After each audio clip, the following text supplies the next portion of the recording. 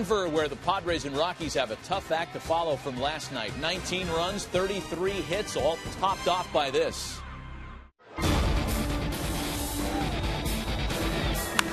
ball high and deep left field. Did he do it? You bet!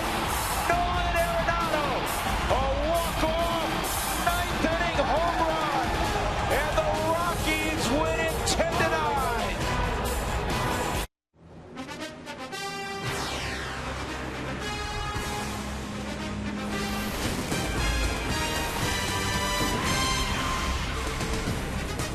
Baseball night in America takes you to the Mile High City, and it is a gorgeous early evening in Denver as the Colorado Rockies play host tonight to the San Diego Padres. And welcome upstairs, everybody. With Mitch Williams, I'm Drew Goodman. The Padres prevailed in 12 innings on Thursday. The Rockies had the walk-off heroics last night from rookie Nolan Arenado. It's kind of summed up the division a little bit the last couple of days. The Dodgers were supposed to be on top. Yeah. They're chasing teams like the Rockies and Padres right now. Well, absolutely. Every prognosticator there was picked the Dodgers to win this division going away. The problem is you look at these standings, nobody told the Diamondbacks and the Rockies they weren't supposed to be there. They have to play the games, and right now the Diamondbacks and Rockies are doing a better job of it than the rest of them. When you look at it, 7.5 games separate first from last. Yeah, no question. The Padres far better than many people thought, and obviously the Rockies are as well. They typically do it with offense. They have one of the best 1-2 punches in the game. Carlos Gonzalez, Troy Tulowitzki. They'll be on display next. It's the Rockies and Padres. Come on back to Denver with us.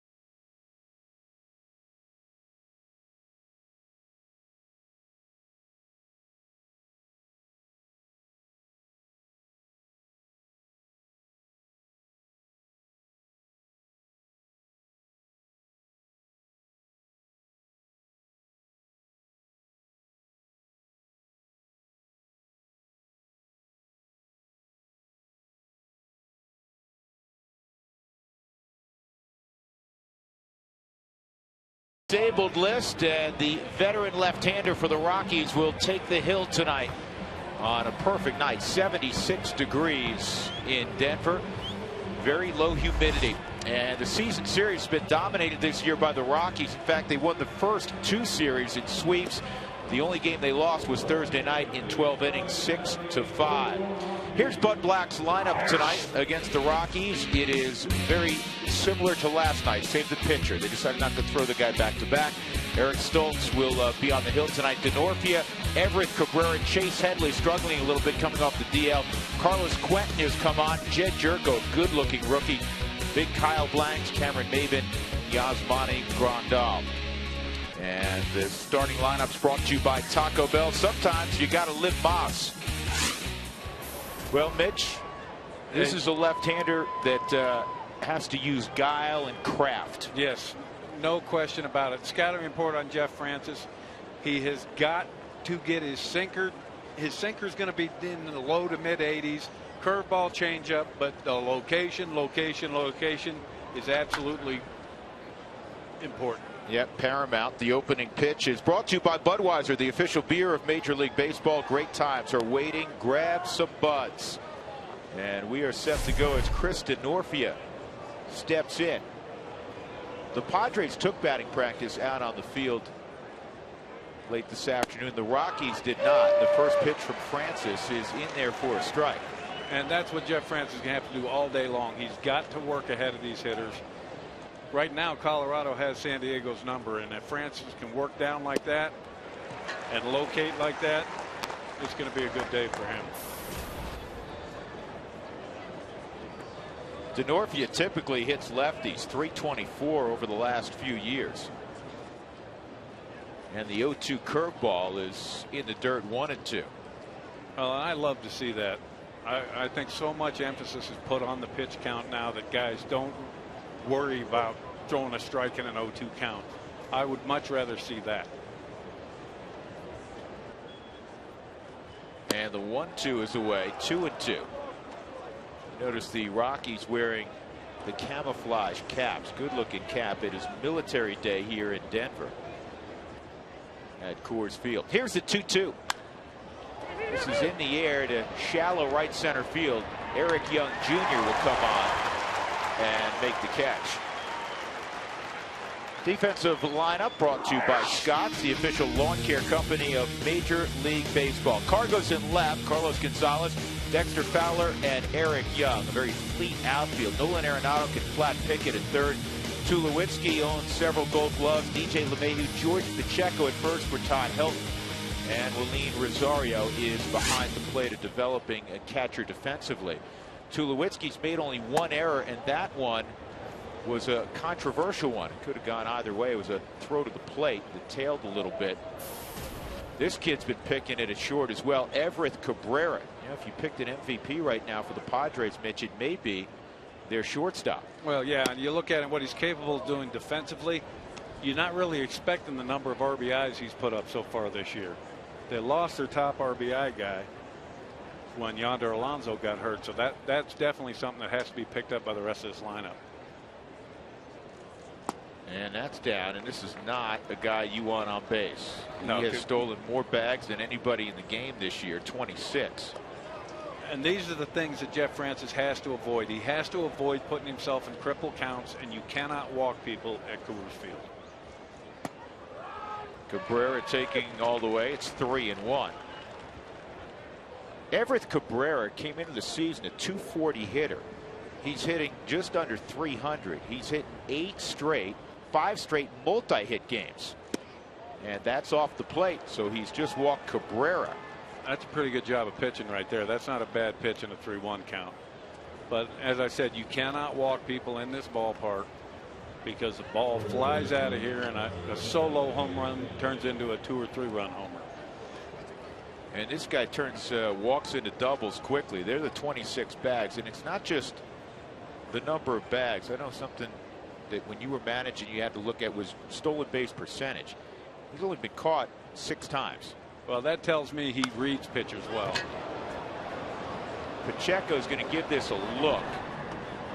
Not going to have long enough arms, so it's 0-1 on Chase Headley. First pitch, Francis did not throw out of a slide step, which I love to see. I hate to see left-handers who have a weapon in a pickoff move not use it, because a runner can time a slide step just like he can time a full leg kick. And that's what Cabrera's over there doing. He's trying to figure out a timing and when he can go.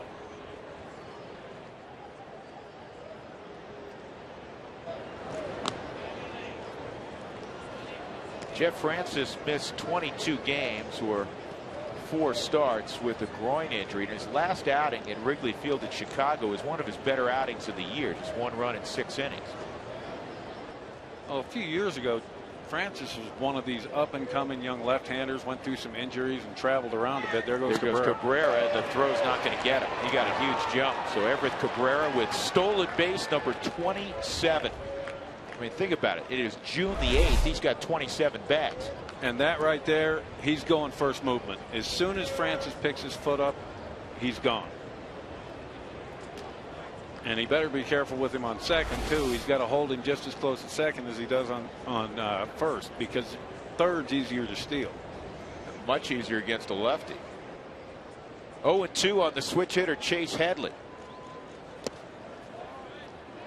Headley's actually a Colorado native from Colorado Springs, Fountain Fort Carson High School.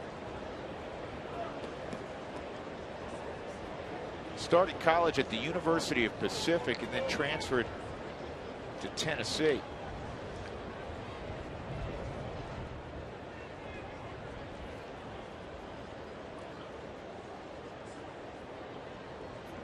Here's the 1-2, and that slice foul. Well, 3 things you need to know or would like to know about Chase Headley, and here they are. We mentioned he's from just south of Denver. Did you know he's a bright kid? High school valedictorian back in 2002, and he broke Helton's school record for walks in a season at Tennessee. Well, with 63, but he didn't play quarterback there. I can tell you this: I didn't challenge for the high school valedictorian, but I would have given him a run for walks. Or is that walks? As a hitter, Mitch, that's the other way around. That's at the plate. Oh, as a hitter. Yeah. Oh, okay. Lest you get confused. Yeah. This is a positional player. Okay. I was just checking. And there's Helton. He's a spectator, at least in the first part of the game. And he probably didn't have to look far for one of those camo hats. I'm sure he's got hundreds of them. You're right. And that's a good idea right there by Francis, because Cabrera, with 1 out, is going to look to steal third base.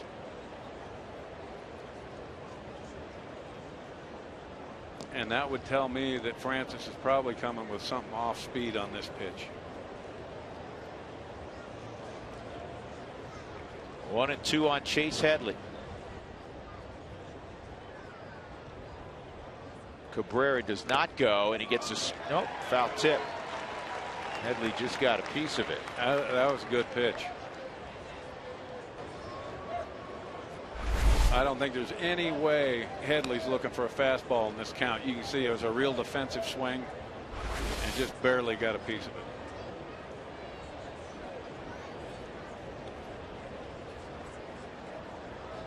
Headley, a gorgeous year last year. Drove in 115. That led the National League. He finished 5th in the MVP voting in the NL. And then he had to start the year on the disabled list with a thumb injury. Well, he definitely put himself on the national radar last year. Also picked off a Gold Glove in the process. If Francis could elevate his fastball about helmet high on the catcher in the middle, he could get him right here.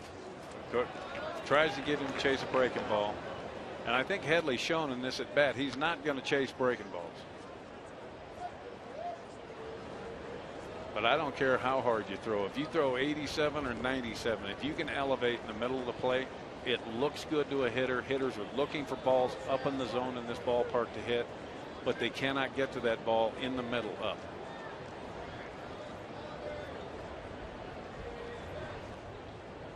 One out, just underway. Cabrera at second. Here's the 2-2 on Headley, and now it's 3-2. Yeah, Headley's absolutely reading breaking ball out of Francis' hand. He's seeing something that's tipping it. Carlos Quentin on deck. Padres last night pounded out a season-high 17 hits. They were down 8-2 at 9-3 and caught the Rockies late, only to lose on that walk-off home run by Arenado, 10-9. 3-2. And a base hit through the right side, and that will score Cabrera. So the Padres take a 1-0 lead very quickly here against Jeff Francis. For Chase Headley, his 18th RBI, very patient at bat. Well, he was hunting a fastball. There's no question about it. He was recognizing breaking ball, and you see that fastball down. Anything down like that, big league hitters just are not going to swing and miss.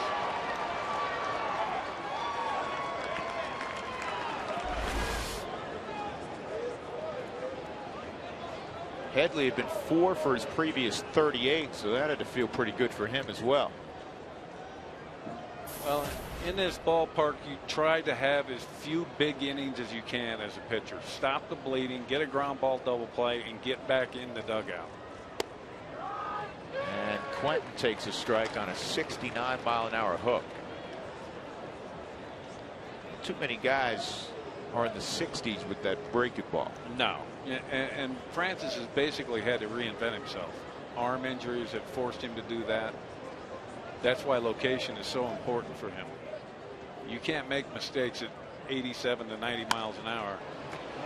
And that's pulled through the 5.5 hole, first and second, as Headley and Quentin are aboard now for Jed Jerko.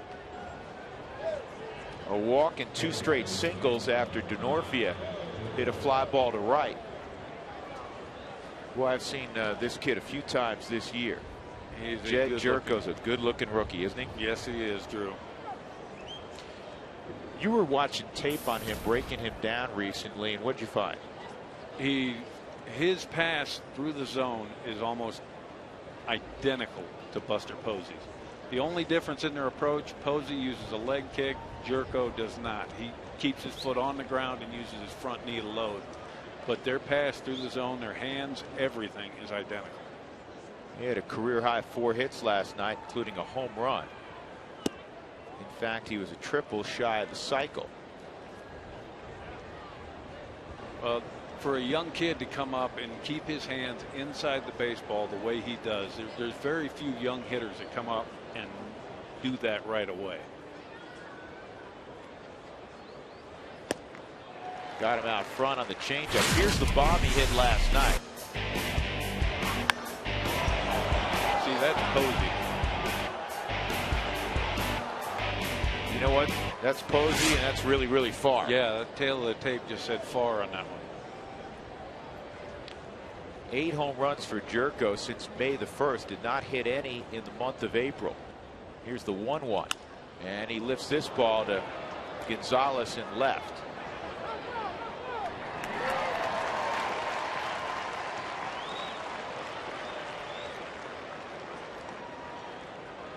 Two outs, and that'll bring up a large man, Kyle Blanks. Kind of tilts the stadium when he walks to the batter's box. He is a big human. Close to 6'7". And if I'm Francis, I know as a pitcher he's up there looking to do one thing, and that's put 3 more runs on the board.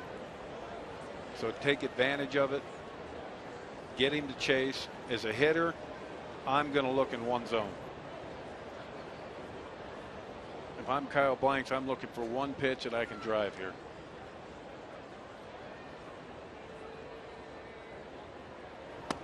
Way inside on Blanks.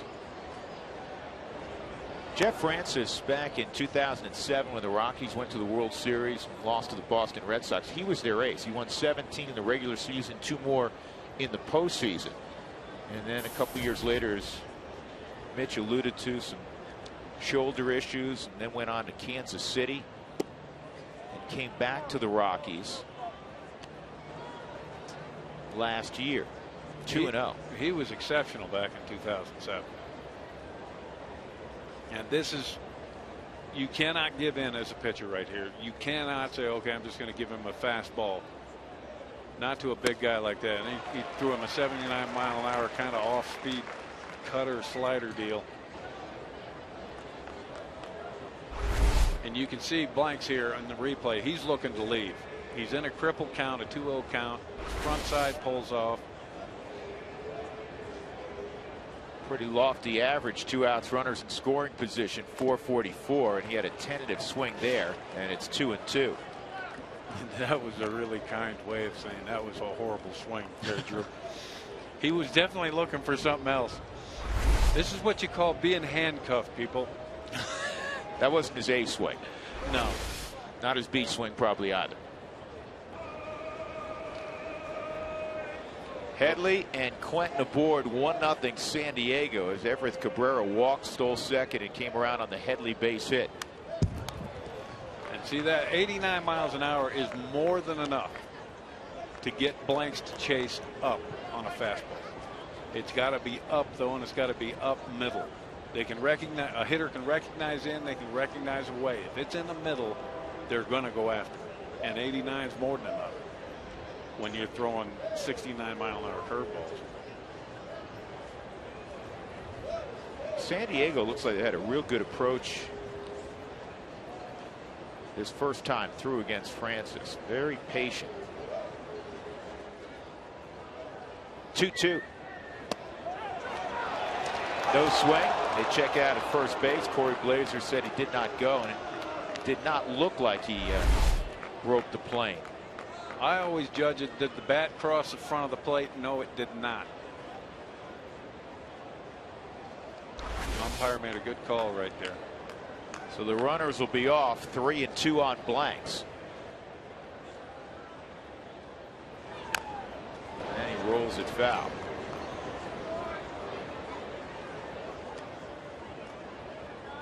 Jeff Francis had a couple of rehab starts, but he's already thrown 30 pitches here in the first inning. And the Rockies, more than any other team in baseball, because of the effects of altitude, pay close attention to that pitch count. They don't want too many guys wandering above 100 pitches. Another 3-2, and this is in the air down the right field line. It's a long run for Eric Young Jr. and wow, the catch was made. Who caught it? Was it Pacheco or Young? It was Pacheco going away. That's a heck of a play. 1-0 San Diego. Baseball Night in America on Fox.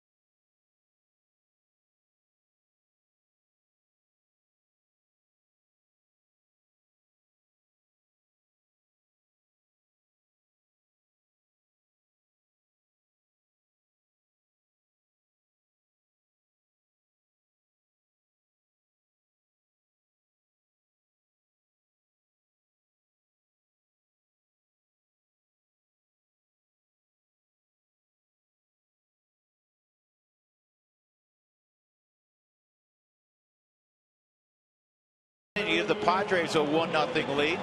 The Rockies getting ready to go offensively for Walt Weiss in his first year as Rockies manager. Of course, he played here in Denver for the Rockies. And here's his batting order.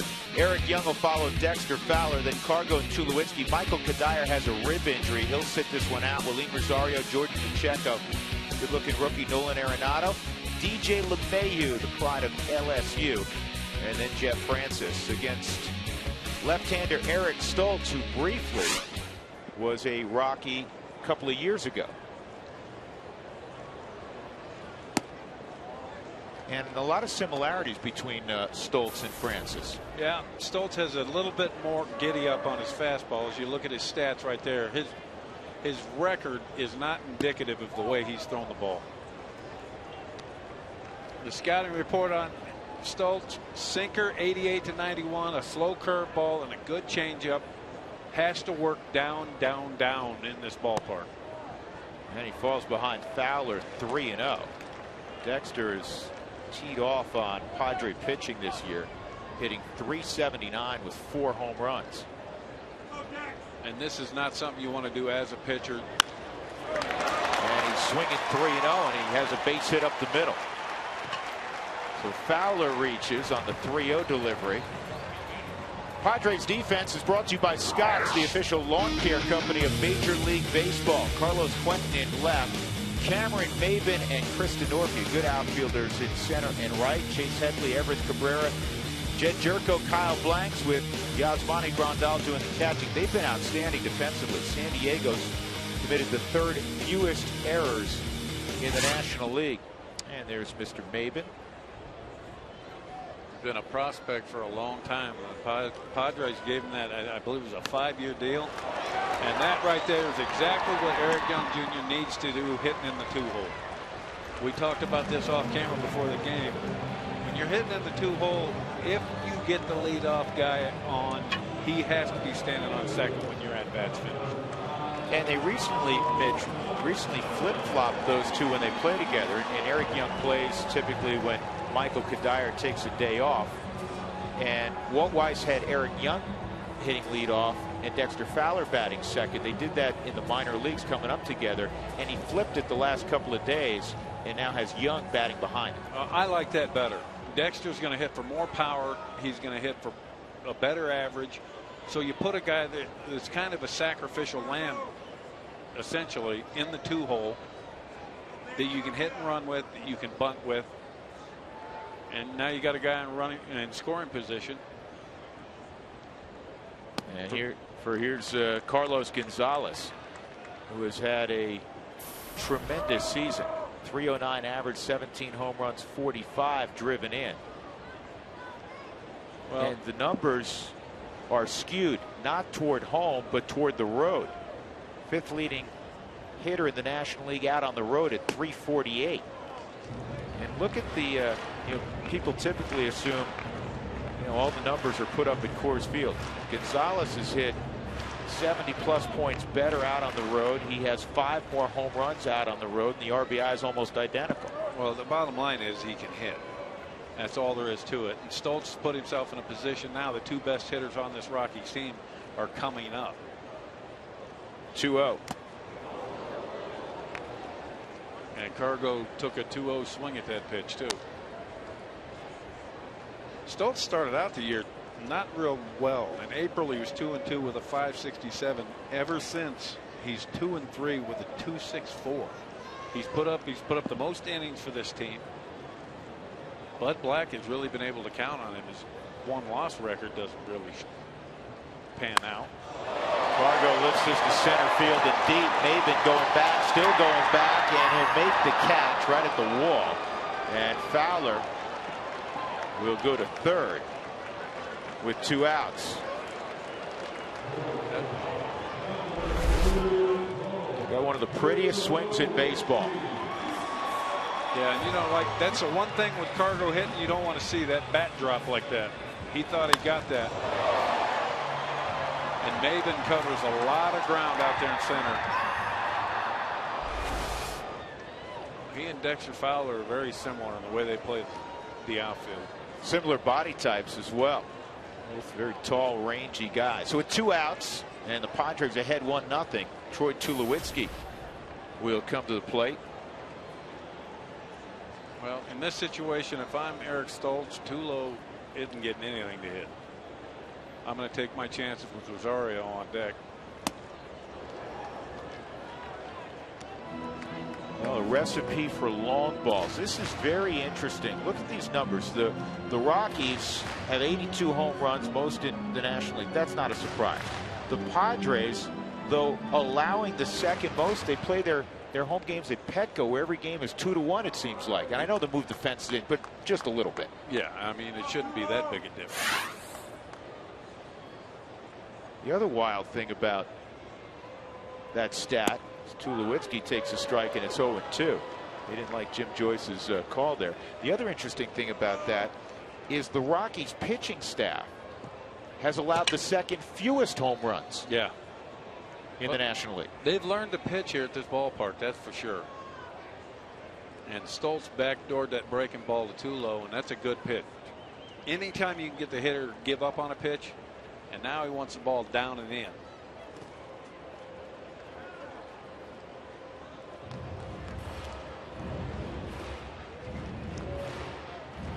Now you look at the Ribby leaders in the National League. Paul Goldschmidt's had a heck of a year with Arizona, and there's Tulowitzki next with 49, and his partner Carlos Gonzalez has 45. This is where you have to elevate. This is lined to pretty deep right field. Denorfia has a beat, and he'll get over in the corner and make the catch. Good job of pitching there as Stoltz gets out of a mini jam. 1-0 San Diego. Well, if you try hard, you can probably still ski in the high country.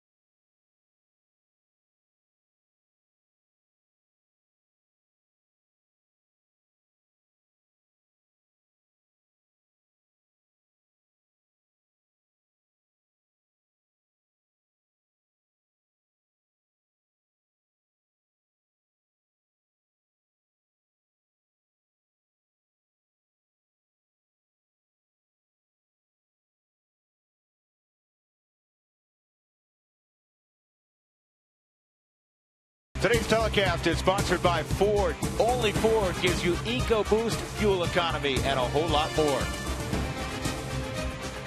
And by Taco Bell. Sometimes you gotta live boss.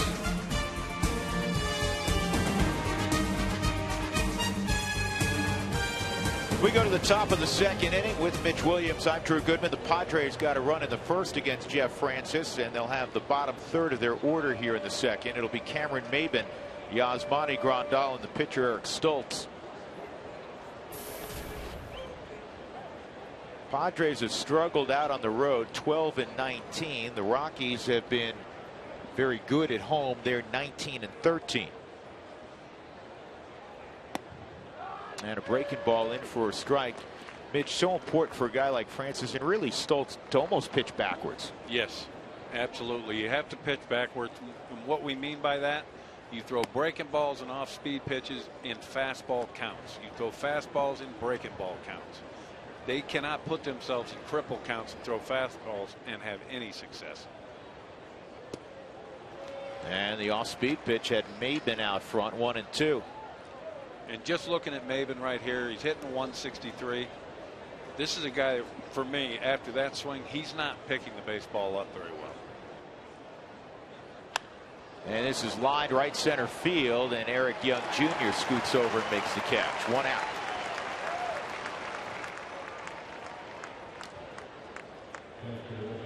Well, Yasmani Grandal's coming up, and he has been one of many players, unfortunately, the center of a potential large controversy.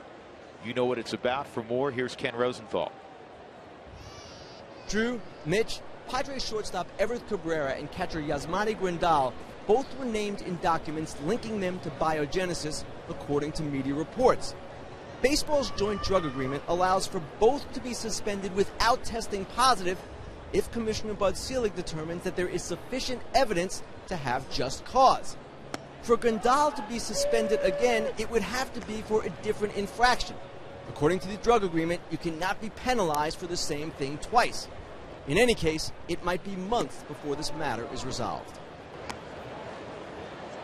All right, Ken, so it's a 1-1 count on Yasmani Grandal, who just finished his 50-game suspension recently. Mitch, what's your take on the biogenesis thing, and if the commissioner, who obviously wants to clean up baseball and has done a ton in that direction over the last handful of years, with this latest potential situation? Well, sit in the commissioner's seat for a moment. If I'm the commissioner, obviously we've got everything in place. We've got penalties, we've got testing, all that's been put in place. It's still not slowing it. It's slowed it down, but it's not cleaned it up. I honestly believe that your first infraction, your first positive test, so you should lose a year. You start taking millions from these guys instead of 50 games, it'll put a screeching halt to it. And if you test positive twice, I think you should be banned for life. It's that simple. Well, I'll tell you what, there's a guy that I think shares your opinion, as it's 2 strikes quickly on Eric Stoltz, and he's a teammate of Grandal. They play the same position. Nick Hundley, a month ago, was asked about the potential return of Grandal, and he said, you know what, I don't want to talk about a guy that put up a couple of, some good numbers over 2 months while he was on steroids. And Nick Hundley is a really good guy. He doesn't blow off the media at all, but he had obviously quite a bit of edge in his voice when he delivered that statement. That was still 3 weeks in front of Grandal's return, so safe to say they're probably not dining together after the ball game. No, and I completely understand that position. Here you are, you have a guy that has tested positive, and Nick Hundley, who busts his behind to get to the big leagues and play the position of catcher, and a guy that tests positive is playing in front of him. I would be a little irritated. Good inning for Jeff Francis as he gets Maybin, Grandal, and Stoltz in order. Padres leading 1-0, middle of 2.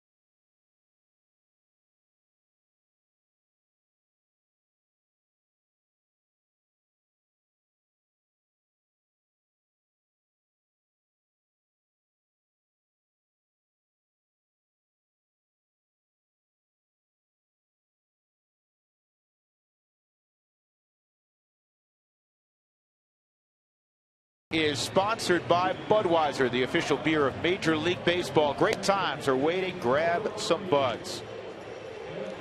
Let's take a look at the 4 keys to the game. What have you drawn up, Mitch? Well, they're going to think I drew this up after the first inning, but the 4 keys to the game for me are: Padre, don't let Cargo or Tulo beat you. And for the Rockies, keep them under 6 runs and don't walk anybody. And sure enough, Francis' first walk ended up scoring in the first inning. Willeen Rosario, out of the 5 spot in the lineup, will lead it off against Eric Stoltz. This kid's got a ton of power to all fields. He's hit 10 home runs, most of those in April. Struggled in the month of May, and then had a big ball game Thursday. Broke out of a slump, had an RBI double, and then followed that up with a game-tying 2-run home run in the 8th inning, and that ball game eventually went to 12, and the Padres prevailed 6-5. Here's the 1-0. And you could see Stoltz wants to control his bat speed, the hitter's bat speed. He's throwing him changeups on a 1-0 count. And anytime you get a young hitter like this, they're going to have success their first couple time around the league. Then the league and the pitching's going to adjust to him. And a pop up to Denorfia and right. 1 out. Let's go to Matt Vasgersian at the MLB Network studios for a game break. Matty? Hey, Drew, the Padres and Rockies have played some long ones over the years, but here's a long one that just ended in the 20th between the Mets and Marlins. Danny Echeverria put the Mets down 2-1. Marlins would hang on to win. Sean Markham, first pitcher since 1989 to go 8 or more in relief. He took the loss. Drew, back to you and Mitch. Well, if the Marlins could play the Mets every night, they'd be in the postseason, you'd assume. Well, I would be willing to bet that that's the first time Markham's gone 8 innings all year. I mean, he's normally a starter, and he went 8 innings of relief. That's a pretty good relief job. I think that's now 7 of Miami's 17 wins are against the Metropolitans. Here's the 0-1 on Pacheco, and it's 1-1. And there's things like that that you just can't explain. It's like the Padres winning 7 of 8 from San Diego. It becomes a mental thing. And you cannot tell me that the Mets are not a better baseball team than the Marlins. But there's something mental going on there. Pacheco lines us toward the gap in right center field, and it's a tweener. And George Pacheco into second with a 1-out double. That's all he did last year. He's a role player now, a part-time player, plays against lefties, gives Todd Helton breaks at first base, but this kid hit .309 last year. See, that's just a great job at taking what the pitcher gives you. The ball's up and out over the plate. He didn't try and pull it. He just went with it and drove it into the gap. And we didn't give him enough love on that catch he made down the first baseline earlier in the game either. Really good play. So he hits .309, Mitch, last year, 5th in the National League. And all he gets for that is, hey, we'll call your number twice a week or so. Well, and that's the thing. You have a veteran like a Todd Helton on your team. This is probably going to be his position, first base, when Helton retires. But you have to pay your dues, kind of. And I mean, hitting .309 and not playing every day is probably kind of hard to swallow. But on good teams, they let it work out. Nolan Arenado, the hero from last night, he's in a ditch 0-2. The Rockies made a player move, a couple of them obviously, today. The reason I say obviously, Jeff Francis had to be activated. John Garland was designated for assignment, and Tyler Colvin, who had a very good year last year, look at those numbers, making a couple $1 million playing in Colorado Springs the first 2+ months of the season. He was called up. Josh Outman was sent back to AAA. So the Rockies, who were going with a man short on their bench the last 10 days, now have 5 on their bench and a smaller bullpen. And only one lefty down there, the closer Rex Brothers for Walt Weiss. Well, you look at Pacheco's numbers and then you look at Colvin's. Colvin hit like that and did that much damage, and he's in AAA.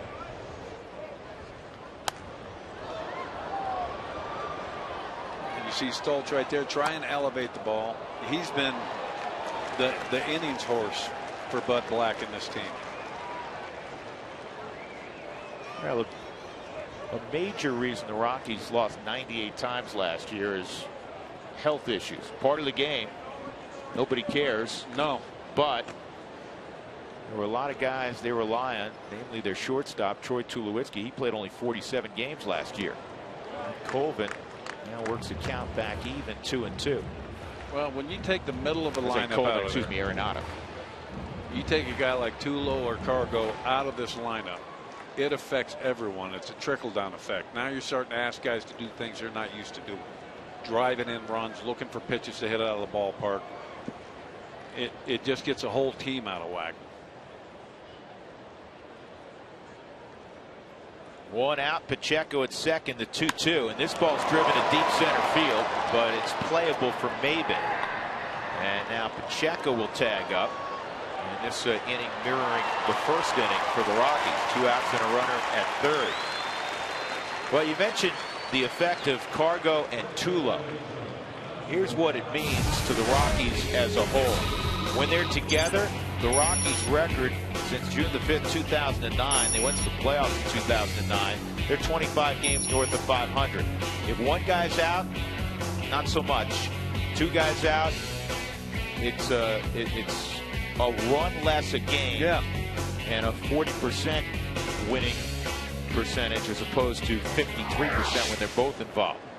And that's huge. I watched it happen in Philadelphia with Utley and Howard. You pull them out of the lineup, same difference. You force guys into roles that they're not accustomed to performing in. DJ LeMahieu with 2 outs, and Jordan Pacheco at third. 1-0 San Diego.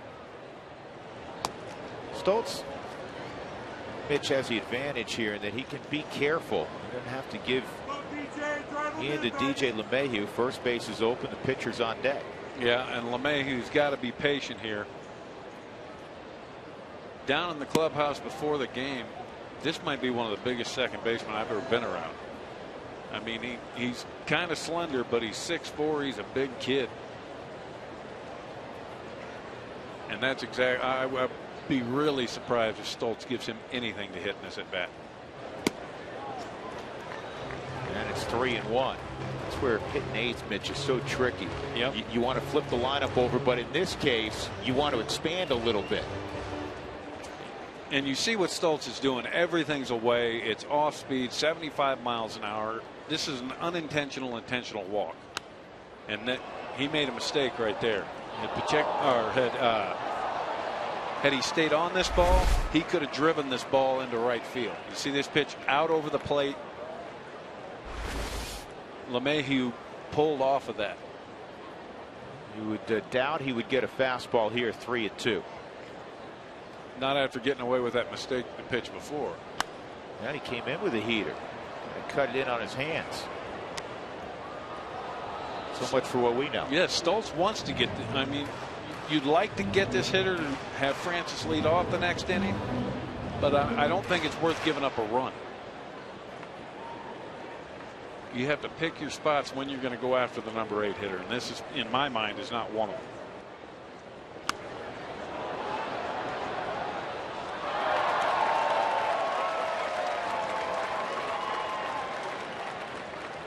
Matt was talking about the 20-inning affair today at Citi Field. Marlins win 2-1. A couple years back, the Rockies and Padres at Petco went 21 innings. Was it 21 or 22 innings? They're coming back in on him. And they got him. Good pitching by Eric Stoltz. He fans DJ LeMahieu. And again, the Rockies leave a runner at third base. 1-0 Padres. Baseball Night in America on Fox. Back to the Mile High City net.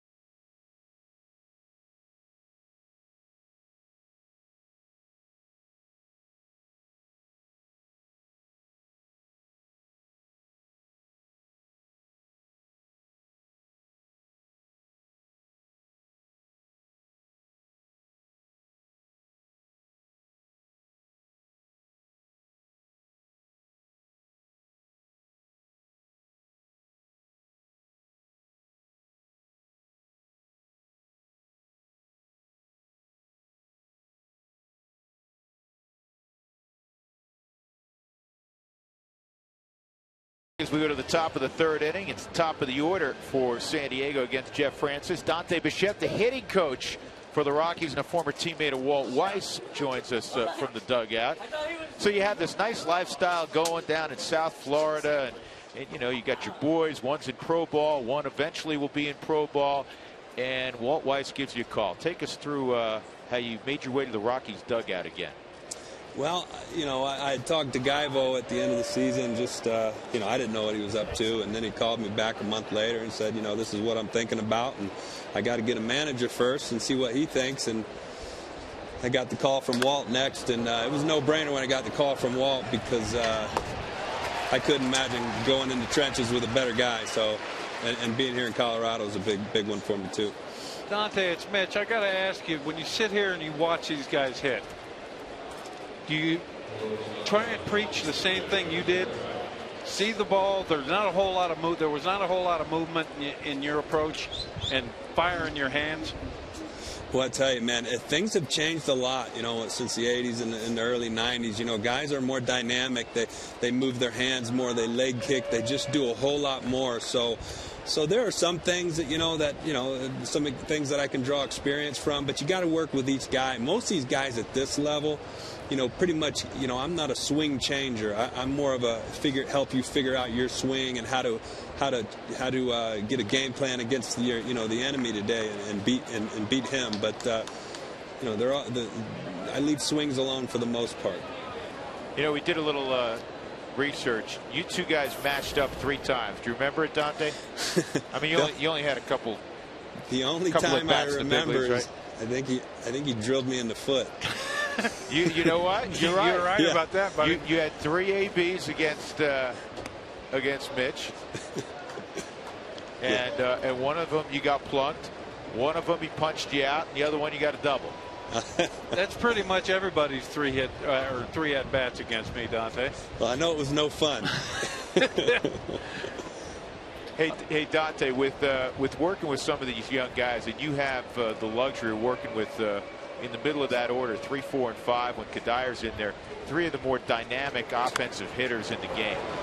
Oh man, you know, it's been a blast to see the relentless approach of Tulowitzki every day. I mean, he is really driven to be a great player, and he will be when it's all said and done. He's going to be one of the best. And Kadyr's professionalism, I mean, I relate to him. He's a little bit from my era. You know, we talk hitting. We're along the same lines, how to set up a pitcher, how to look for pitches, how to make adjustments. I mean, he's great to talk to. And then Gonzo, I mean, is just off the charts. You got to come out, if you haven't, watch him take batting practice and his opposite field power and his bat speed. And, you know, he just loves to swing the bat, man, and he can do it.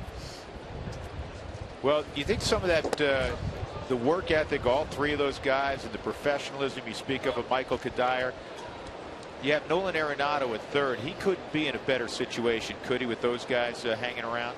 No, absolutely. And it's great to see Cuddy talking to Nolan, and Nolan talks to Tulo quite a bit, and he gets a lot from him. You know, Nolan's done some, as you know, some incredible things out here. He's been a little bit inconsistent, but that's what you expect from a young kid. But when he's been good, he's been real good, and we just want to keep him happy and keep swinging the bat right now. Wow, that play shocks me right there. I thought they turned that double play. Yeah, the crowd thought they turned the double play. Cabrera, who's singled, now has a 9-game hitting streak. He takes off, but the ball was hit so hard by Headley that the Rockies still tried to turn it. The safe call by Jeff Nelson at second, and what do you have, Mitch? I'm saying the umpire missed it. That's a great play by Tulo and a great turn by LeMahieu. So 2 outs, and Carlos Quentin will come up. Well, I'm going to let you brag for a moment on your 2 boys, and especially your youngest one, Dante, because he just turned 15 recently. It's too short. We'll let you get it in quickly. Just turned 15, and he regularly takes BP with the Rockies and hits them 25 rows up. You're teaching him pretty well. Yeah, he's actually impressed me, man. He's going 3/4 way up those stands, and I'm just kind of, my jaw's dropped. But it's been fun to watch my boys play. Hey, Dante, good luck the rest of the way. We appreciate it. All right, thanks, guys.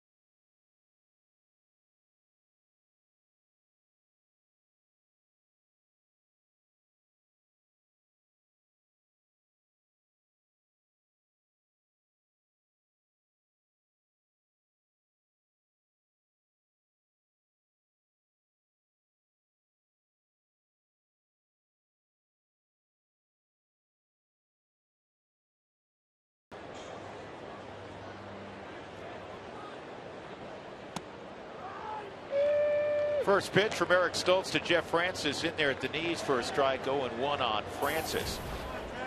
Padres leading the Rockies 1-0, bottom of inning number 3. And Francis bounces one to Chase Headley. Easy play, 1 out. So Dante Bichette played with Walt Weiss. Look at this team photo from 1994 of the Colorado Rockies. You're going to recognize a few faces as we zoom in. Vinny Castilla, who's part of the front office / coaching staff, and there's the Yankee skipper right there in the middle. Yep. Joe Girardi, I pitched to him in his rookie year with the Cubs. There's Walt.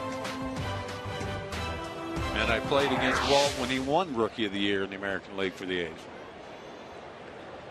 Dexter Fowler had a base hit up the middle his first time. And you see Stoltz remembered that. He put himself in a hole. 3-0, and Fowler swung at a 3-1 pitch. Got a single back up the middle. This time Stoltz has worked ahead. Now he can do a little more with it. And duck. Yeah, Dexter Fowler continues to tear up Padre pitching. 2 for 2. I mentioned earlier, hitting well over 400 this year against the Padres. And we look at the location of this pitch. That's just a great job of hitting right there. Out of third of the plate. And that's when you want to get really small on the mound.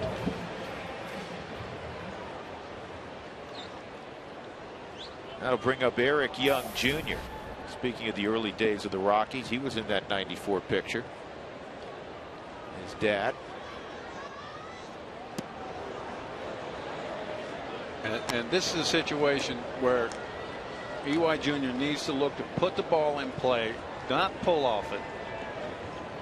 He's not put in a position to drive runs in. He's put in a position to move runners. Talking with Walt Weiss before the game, the swings and misses they want to see cut down. Grandal's snap throw handled by Kyle Blanks. 1-1 count on Eric Young Jr., who's just 2 for his last 24 at the plate. And when you swing and miss as a 2-hole guy, you kind of handcuff your manager because it limits what you can do. If you got a guy at the plate that swings and misses, you cannot hit and run because he's not going to protect the runner.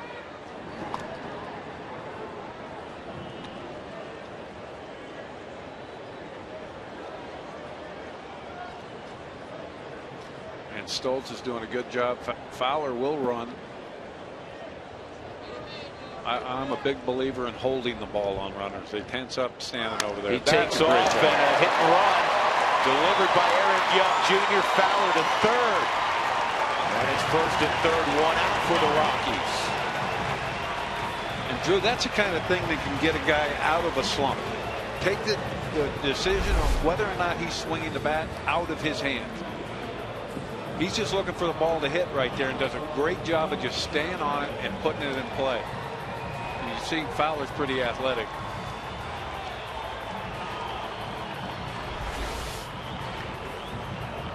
So runners on the corners for Carlos Gonzalez, who hit a ball to the wall in center field his first time up. This is not the part of the lineup where you want guys on base. When you can only be so careful with Cargo because you got Tulo standing behind him. Wow, he had a little tilt in the swing, didn't he? Yeah, that's what we call lift and separate. When you watch the bat speed, we look at the replay here, the timing, the foot getting down. He did not get cheated right there. He was hunting a fastball. He got it and just didn't catch it. And left on left, he's hitting in the neighborhood of 350. What I love about Cargo's swing, it's a timing approach. As Dante Bichette was talking about, a lot of leg kicks in the game today. And they get their foot down. If they get their foot down, pitchers are in trouble.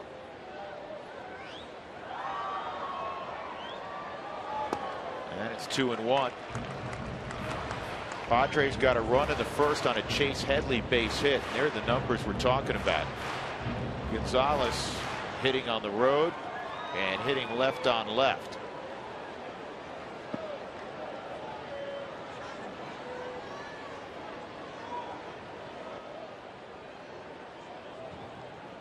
Setting up away probably with a fastball here.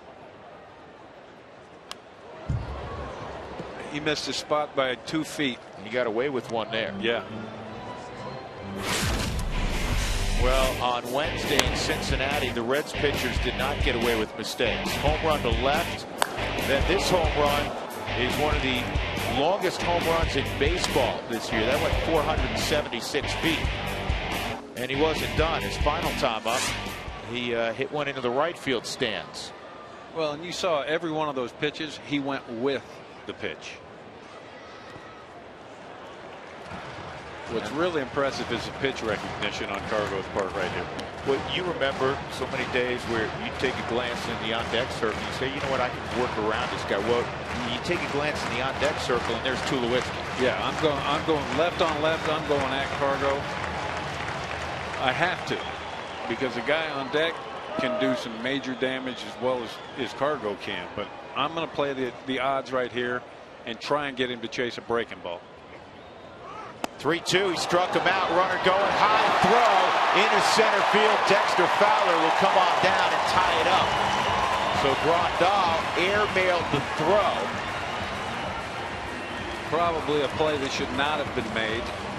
You got the strikeout. EY Jr. runs well. He probably should have just ate that one. And he went with the breaking ball right here. You see him. Really good pitch in a 3-2 count. And as I said, there's really no reason to throw this ball. You see Cabrera deke right there to hold EY at second base. Both of these clubs love to run. Two of the top stolen base teams in baseball. And Tulowitzki flinches and takes the 65-mile-an-hour curveball. That's not the slowest he's thrown. He started Fowler off with one that went 63 miles an hour. Well, when you're facing a guy that can't get a speeding ticket, it is hard to stay back. It's just unusual. You just don't see it regularly. No. You know, hitting coaches like Bichette, you hear it when you're in the dugout. Hey, stay back, use the opposite field gap, use the opposite field gap. Well, it's fine to say that verbally, but when you're used to 90 to 96 most days, and then you got a guy throwing below the radar, same with Francis, it's really hard on that lineup. Yeah, it is. And in this situation, in an 0-2 count, Stoltz can reach back. He can reach back and find 92, where Francis can't.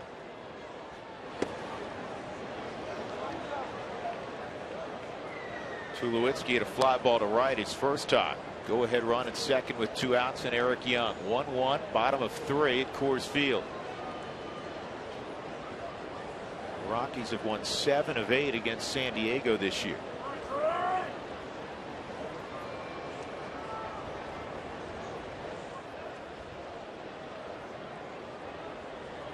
And Tulo's done in both his at bats. He's done a great job of recognizing the breaking ball.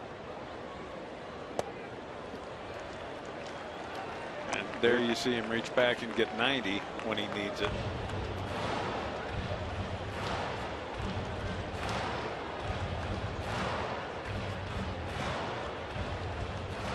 Stoltz's college coach, he played at Bethel College in the Midwest, and his college coach just earlier this week named the head coach at Colorado Christian University here in Denver.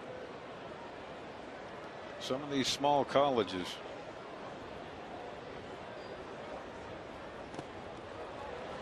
They produce some pretty good ball players, though.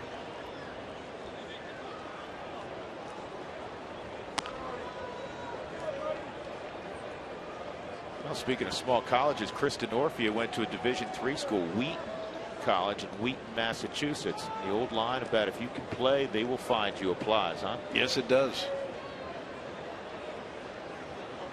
Yeah, it's hard to hide talent. And Stoltz has now put himself in another 3-2 count here with a base open. I'm going to take my chance with the younger kid on deck. This is popped up and playable for Grandal. And he makes the catch. The Rockies tie it up on the throwing error by Yasmani Grandal. That was his reaction when he sailed one into center field. 1-1 as we go to the 4th Baseball Night in America on Fox.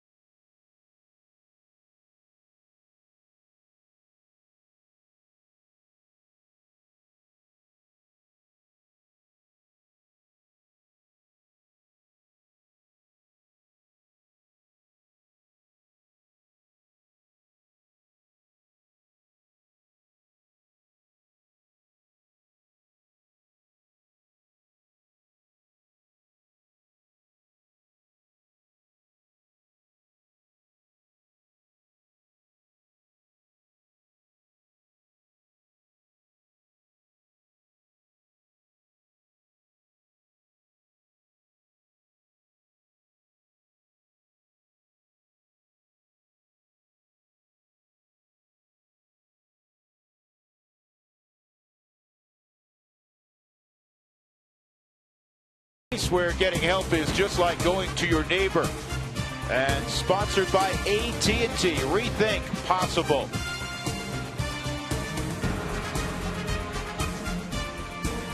Back in Lodo, lower downtown Denver, top of the 4th inning at Coors Field with Mitch Williams. I'm Drew Goodman. The Rockies and Padres one apiece, and Jed Jerko will lead it off against Jeff Francis. And Jason Marquis will join us from the Padres dugout. He'll have an interesting perspective on this game, having pitched for both the Rockies and Padres. Jason, how you doing? I'm doing good, guys. How's everything? Good. As I like to say, you're from southern part of Alabama, right? That's right. There you go. First of all, how's the folks in Staten Island where you continue to live? And I know everybody's trying to regroup from Hurricane Sandy. Oh, everybody's doing great. The recovery and the restoration has gone pretty good. New York usually has a pretty good support group, and everybody reached out across the nation to help, and things are back to normal. Jason, it's Mitch, and we got the opportunity. Number one, you're off to a tremendous start. You're healthy. You feel good?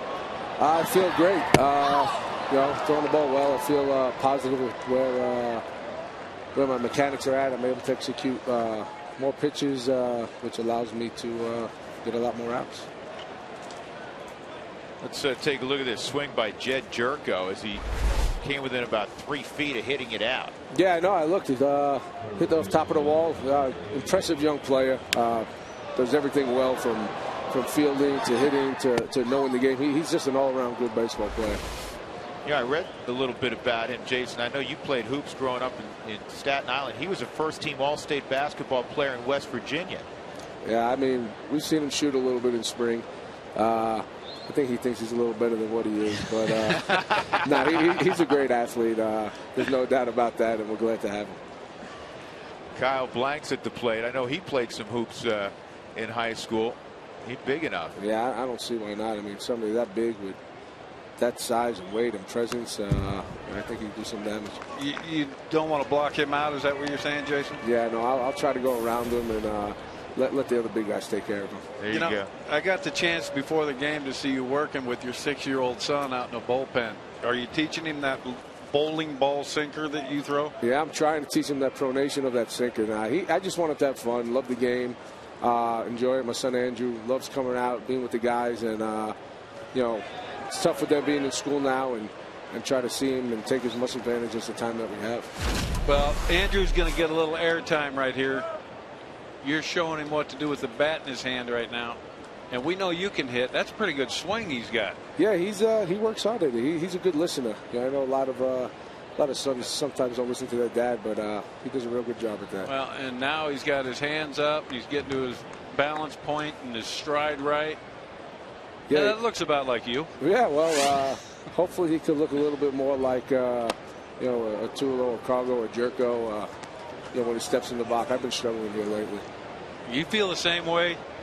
Do you not want you? I have 4 boys and 1 girl, and I don't want any of my boys to be pitchers. I want them to be hitters. Yeah, I agree. I actually wanted to be a catcher. I always tell him every day that I wanted to get him some gear, put him behind the plate, but he keeps pointing at me. He says, I want to be a pitcher. I'm like, bud, it's not all cracked up what it's supposed to be, but if you want to be that, go ahead. Well, I've got my 9-year-old. He's catching right now. That's awesome. Jason Marquis joining us from the Padre dugout. Jason, one of the things that baseball's afforded you is to see the country. I mean, literally, you've worn a lot of uniforms and had success in all of them, and you're usually the good luck charm. Teams you're on typically find themselves playing in October. Yeah, I mean, that's been the case early on. Last few years, that hasn't happened, and hopefully we can hit a good run here with San Diego and get closer to that goal. I mean, fair ball, nice. Yeah, nice. That gong. We'll take it. That's a sound pitchers don't like unless they're doing what you're doing, sitting in the dugout. 2-run home run, Kyle Blanks, and it's 3-1 San Diego. Yeah, we'll take that. That's, as we said a moment ago, that is a big, strong man. Yes, it is. Anytime he gets a barrel to the ball, it's usually hit pretty hard and pretty far. And you see this pitch right here, just up and out over the plate, and you get a guy that size swinging that bat. That hurt the foul pole. That's his 3rd home run in the last 6 games. He hit one last night also as Cameron Maben steps in. Nobody out here in the 4th. Padres now at the 3-1 advantage. Jason, you threw on Wednesday to match up with Clayton Kershaw, and you took a no-hitter into the 6th inning. Do you start thinking about it when you get that far in? I think about it after the 1st inning, and I always have a chance. But I mean, I know what's going on out there, but no, it's definitely fun.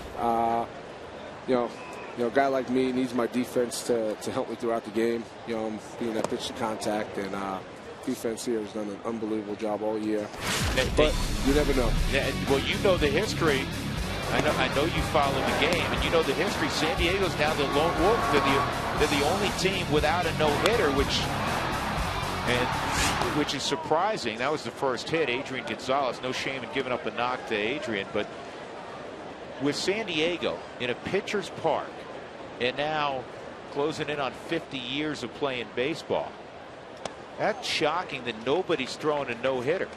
Yeah, it's very surprising. I mean, you figure, I mean, how many games have they played and how many pitchers, quality pitchers have come through, and you know, it's like a hole-in-one. I mean, you'll go out there and try to execute, and it's a matter of luck sometimes. I don't think sometimes, Jace. I think every time. I guess. I mean, unless you know Ryan. I mean. Yeah, unless you strike out 27, there's some luck involved somewhere. No doubt. No doubt. Yasmani Grandal coming up with Maben at first.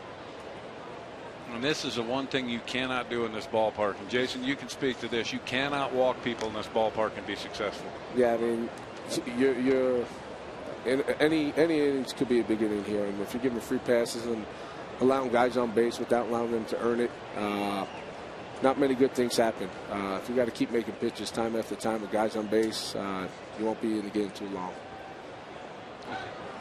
It's a little hypocritical of me getting on somebody that walked somebody, but I don't think I walked anybody in this park. No. Hey, Jason, you weren't intimidated pitching here. You had a 3.75 ERA lifetime at Coors Field and 22 starts. Did you just say, hey, I'm pitching here like I pitch anywhere else? Yeah, you know what? I try not to let the elements of a ballpark really affect how I go about my day. You got to understand the ball's not going to move as much as it does in a San Diego or a place with humidity. But at the end of the day, if you make your pitches here and attack the bottom of the zone and keep the ball out of the air, I mean, I think you could have success here. I think what people fail to realize about Colorado, it's more about the recovery time in between starts, year after year, the wear and tear it takes on your body. Hey, Jason, I got to ask you, because you know that sometimes these games can get lengthy in Colorado, and you also can swing the bat and you can run a little bit. You have your nails on right now for Bud? Always. Hey, I got my plastics on any which way. I've had a few games this year where I was the next guy to go in and play the field. Something I haven't done in my career, but I've been looking forward to for a long time. So which still is more enjoyable for you? As much as you've earned your money, pitching, you prefer to hit? Oh, hitting definitely. I think because there's no pressure. Absolutely. You know, hitting's the fun part. That's why I enjoy doing it with my son out there. And you know, I feel like with pitching, it's just too much pressure on him, and just enjoy the game. That's why I love to hit. Just try to make it fun any which way possible. Well, you may be a dinner down though, because Stoltz has a home run. You don't. I mean, Stoltz can hit. I mean, he's got crazy pop. I'd venture to say he might have the most oppo pop on our team. Really? Oh, he's hit some pretty big balls in BP and oppo on a lot of them. You know, it sounds like when Mike Owens was with Arizona. Yeah. They said he had the best pop on the team. Forget oppo. I played with some guys. Don Robinson had a lot of pop. Yeah, old Pittsburgh Pirate. Hey, Jason, we appreciate it. You've been a good luck charm for your Padres today. Well, hopefully we can keep it going. There you go. Good luck to you, buddy. Good luck. Stay healthy. Thanks, Drew. Thanks, Mitch. And Jason Marquis is doing a terrific job with the Padres this year. You know, he takes good care of himself, and he's a guy that winning's typically followed wherever he ends up. Well, the thing I love about him, we showed the highlights of him this week working on the no-hitter. And I preach over and over again, whenever I analyze any pitcher, are they getting on top of the baseball? This guy is on top. When you're a sinker baller, in order to get depth on your pitches, you have to get your fingers on top of the ball. And what I mean by that is a lot of guys will get around the side of the ball like this, and the ball moves, but it's a flat movement. And you watch Jason, his fingers are up here and on top, and it adds that depth to his sinker. And you have to do that. If you're going to be a pitch to contact, you have got to be on top of the baseball to do it. Well, he has had a super sinker for a long time. Oh. Another guy out of that Braves organization that gets guys out on the hill and plays to a low handicap on the golf course. Yeah. Well, anytime Mad Dog's around, Greg Maddux, you're going to end up on a golf course. Him, Glavine, Smoltz, they all played golf. Maben bouncing off second, and the guy with the big oppo power, Eric Stoltz, at the plate. I don't know if Rosario got crossed up or not, but he's going to come to the mound, maybe change the signals with Maben out at second base now for several pitches. This is April 15th. And there's the oppo home run. That is pop. That's just left center field. At Dodger Stadium. Yeah, and the ball doesn't carry in that park.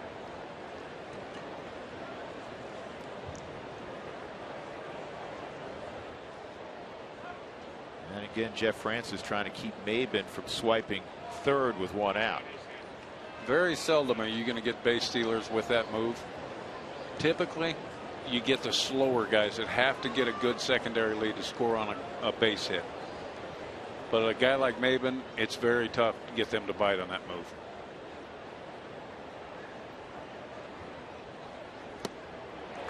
Sweeping breaking ball. Yeah, and that's how you take the pop out of a pitcher's bat. You start throwing them breaking balls. I used to threaten the catchers whenever I got up there. I only got 16 at bats in my entire career.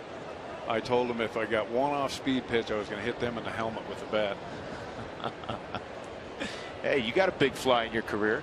I hit my first big league hit. Swing hard in case you hit it.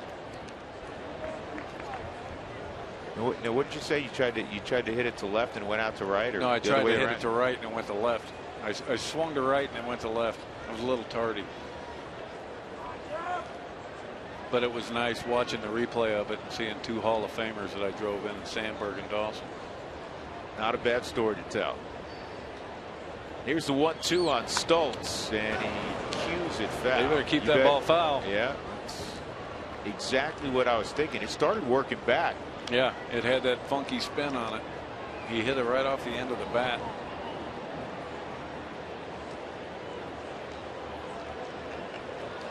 And you could see Arenado was kind of hoping it was going to come back fair because Stoltz had not started running.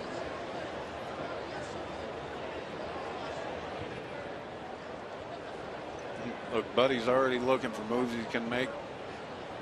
He does such a good job. I think one of the most underrated managers in baseball. I think absolutely. He learned under a guy that I couldn't respect more in Mike Scioscia, and Bud has gone on and made a tremendous name for himself as a manager. Stoltz fans, 2 gone with a couple runs in. Let's check in again with Matt Vasgersian at the MLB Network studios for a game break. Matt. Drew, Phillies and Brewers. Mitch, here's a guy you've spent some time around. Dominic Brown, 12 career home runs over parts of 3 seasons. His National League leading 19th tonight put the Phils on the board first. Gene Segura hit one for the Brewers. They are tied at 1 in Milwaukee. Drew and Mitch, back to you guys. All right, Matt, and that's a guy you were talking about, perennial prospects for a while. Yeah. He's finally figured it out. Well, this guy, when he came up, he had his hands really high, and Charlie Manuel did not. He had too big a hole underneath his hands where pitchers could exploit it, and Charlie kept preaching to him, you got to get your hands down, and he finally bought into it, and you see what he's doing now. Here's DeNorfia, and he gets a curveball for a strike. Well, there's some outstanding left fielders in the National League. Carlos Gonzalez on display today. Dominic Brown now with 19 big flies. Justin Upton's cooled off after the great April and first couple of weeks of May. Bryce Harper is on the DL right now, and Ryan Braun, who is always listed among the top, not just left fielders, but players in the game. Well, and the thing is that Dominic Brown's going to have to learn, as long as he keeps adjusting as pitchers adjust to him. They're not going to skip over him now in pitchers meetings. He's not what you call, okay, you can pound him in under his hands now. That's what he was when he first came up. You could pitch him one way. Now they have to mix up their pitches and go at them different ways. That's what's been so impressive about Jed Jerko, the second baseman for the Padres. He's managed to make the adjustments as the season progresses. That home run you just witnessed, Mitch, the 11th for Brown since May 21st. I mean, he's just been on fire. Yeah, that's crazy hot. 2-1 count on Chris DeNorfia. Cameron Maybin at second. 3-1 San Diego.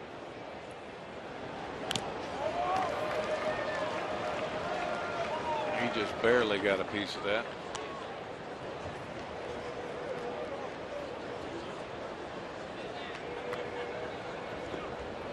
You know who's pitching in the Texas League tonight for the Rockies? Tulsa, AA ball club, Roy Oswalt. It'll be interesting. If Roy's healthy, if his back is healthy, he can help a club. Here's the 2-2. And it cuts inside. 3-2. Well, the Rockies again designated John Garland for assignment today. Jeff Francis has been up and down this year.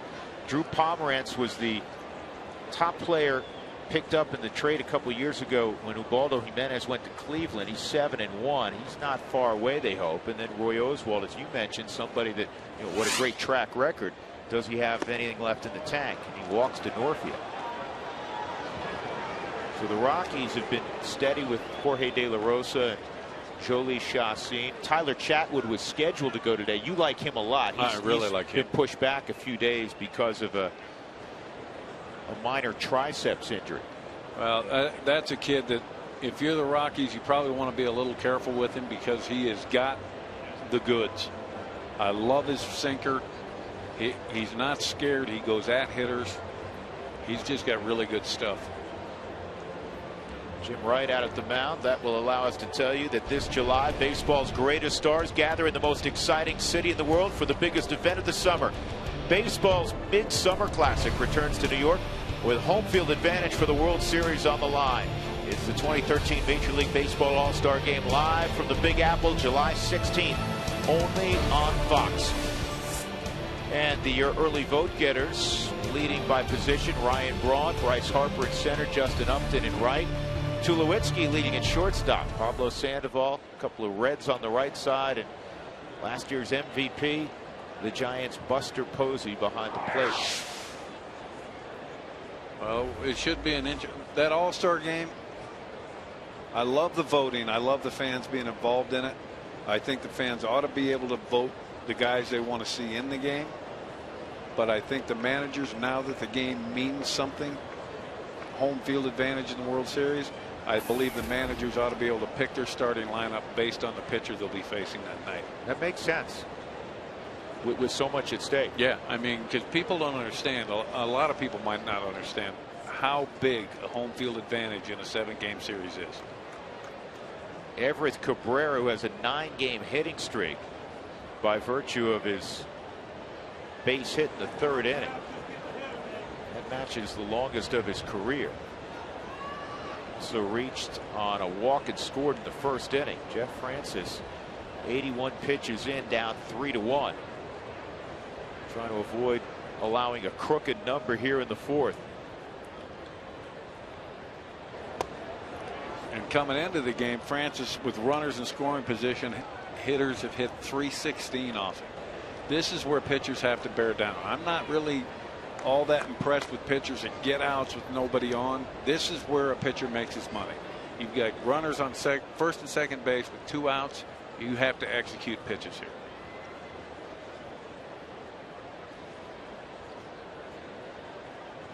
Every pitcher is going to give up hits. It's the guys that find ways to make pitches when they have to that are the Greg Maddixes.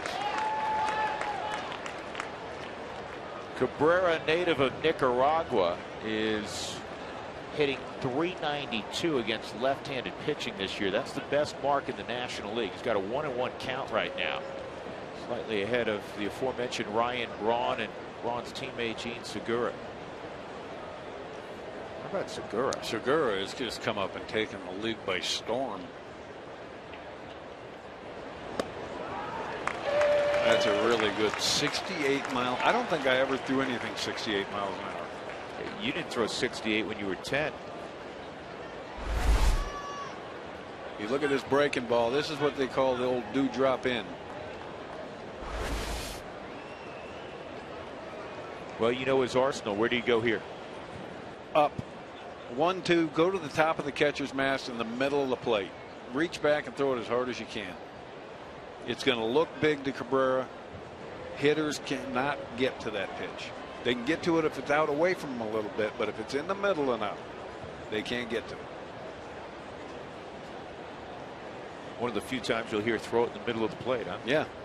And there's very few guys left in baseball that know how to walk the ladder on guys. There's some that do a really good job of it. That young kid with the Reds this year, Cingrani, did an outstanding job of elevating his fastball. It looks good to a hitter, but they can't hit it.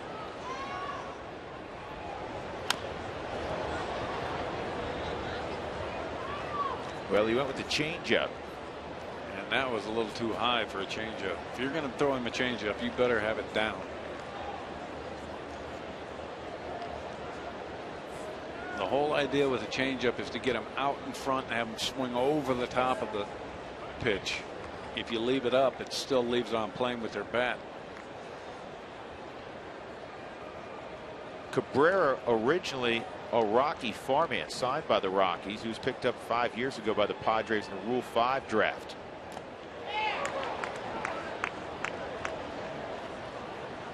He did a pretty good job of fouling that pitch off right there. Yeah, I wasn't sure he got a piece of it, and the Rockies are fortunate that he got a piece of it, because if that goes to the backstop, they're not going to get him at first base. I don't think he got a piece of that.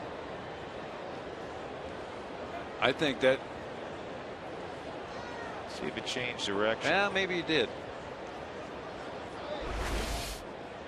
And the reason I say maybe he did is because he looked back to see if Rosario caught it.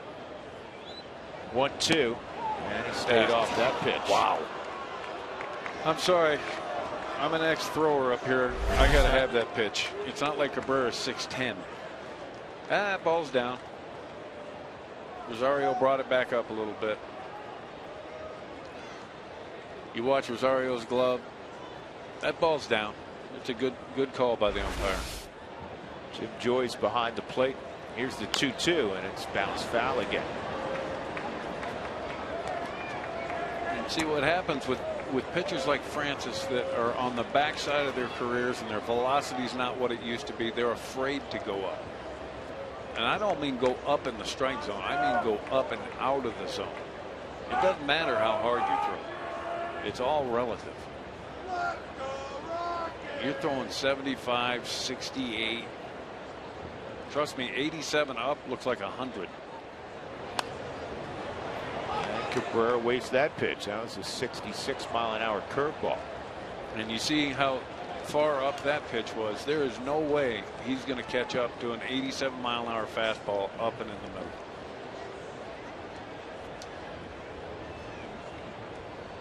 And you've already seen that he'll chase up. He's chased a changeup up. He's chased a curveball up.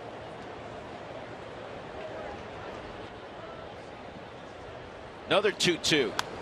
And this ball in the air to shallow left. Cargo's got a really long run. He can't get there. One run will score. It'll turn into a double. And it's 4-1 on the bloop two-bagger by Everett Cabrera.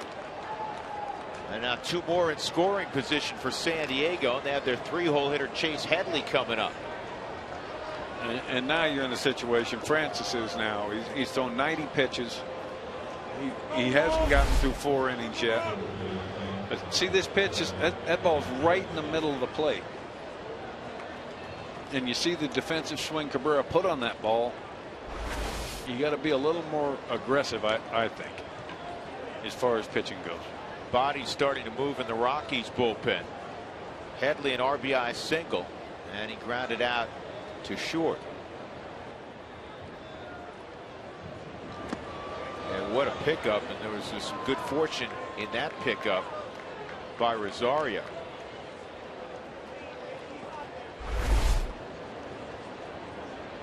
And you look at that. That's not typically how you teach a catcher, but that's exactly how a catcher will react to a fastball that is thrown in the dirt. Breaking balls, changeups, they expect in the dirt. They don't expect fastballs down there.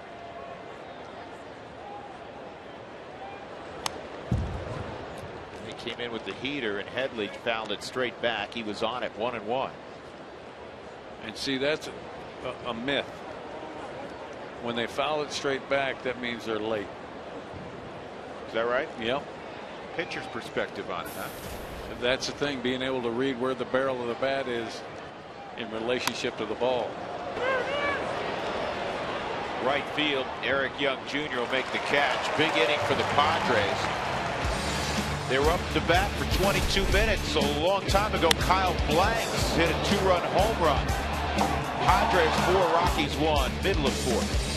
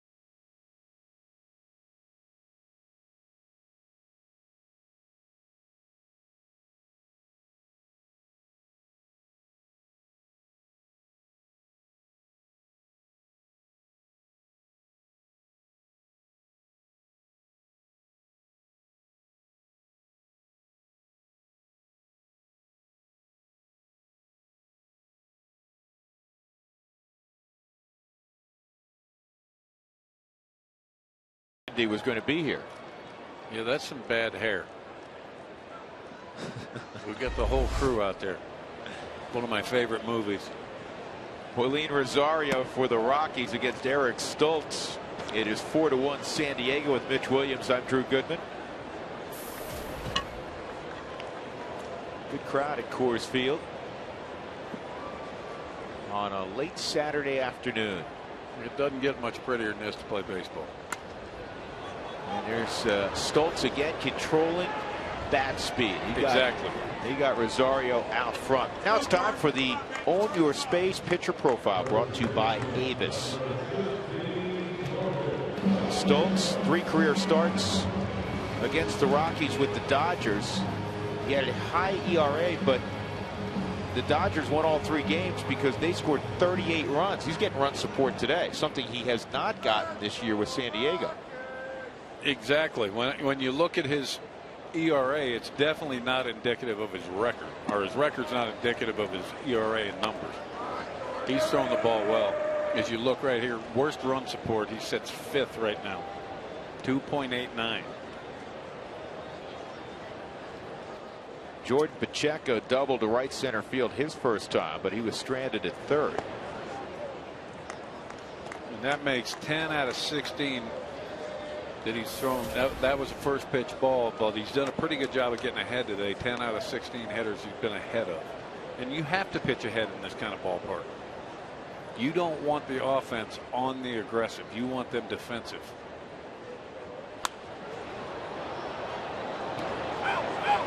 That's out of play down the right field line.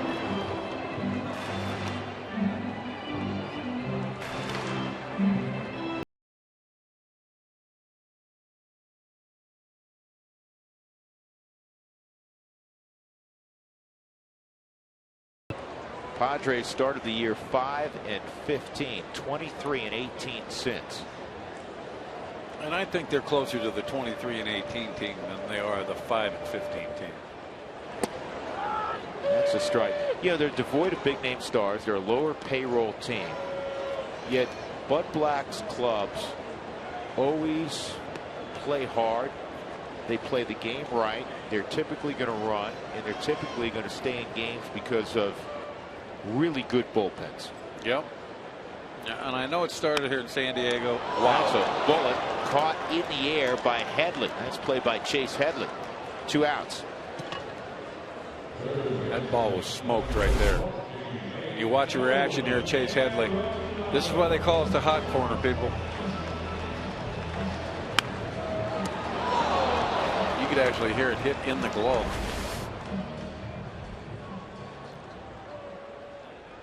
Two outs, nobody on. Nolan Arenado. Hit a line drive to deep center field his first time. 0-1. Arenado, 8 hits and 17 at bats his last 3 ball games, following a 3 for 24. And even just a handful of years ago, when you were still applying your craft, the video age and how quick you get information on guys, and even minor league guys, you guys adjust quickly. This ball's hit well left center field. Crushed. Quentin dives, can't get it. And Arenado is hunting a triple, and he'll have one easily.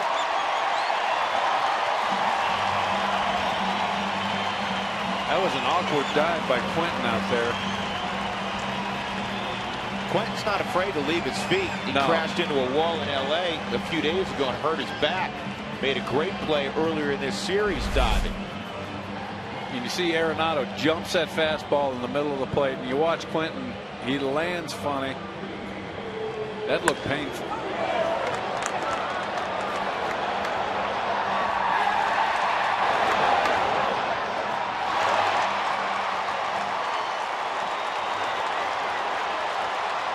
Arenado doing a good job of getting around to third base.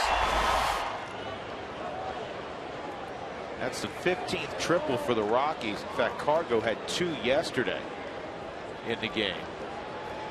And all the Rockies triples this year here at Coors Field. DJ LeMahieu, chance to carve into that 3-run advantage for San Diego. And back to what you were talking about all the technology that players have today, Drew. It's unbelievable. I mean, I watch video. I spent 6 innings every night. That's right at the second baseman, Jerko, for the final out. We'll finish that thought when we come back.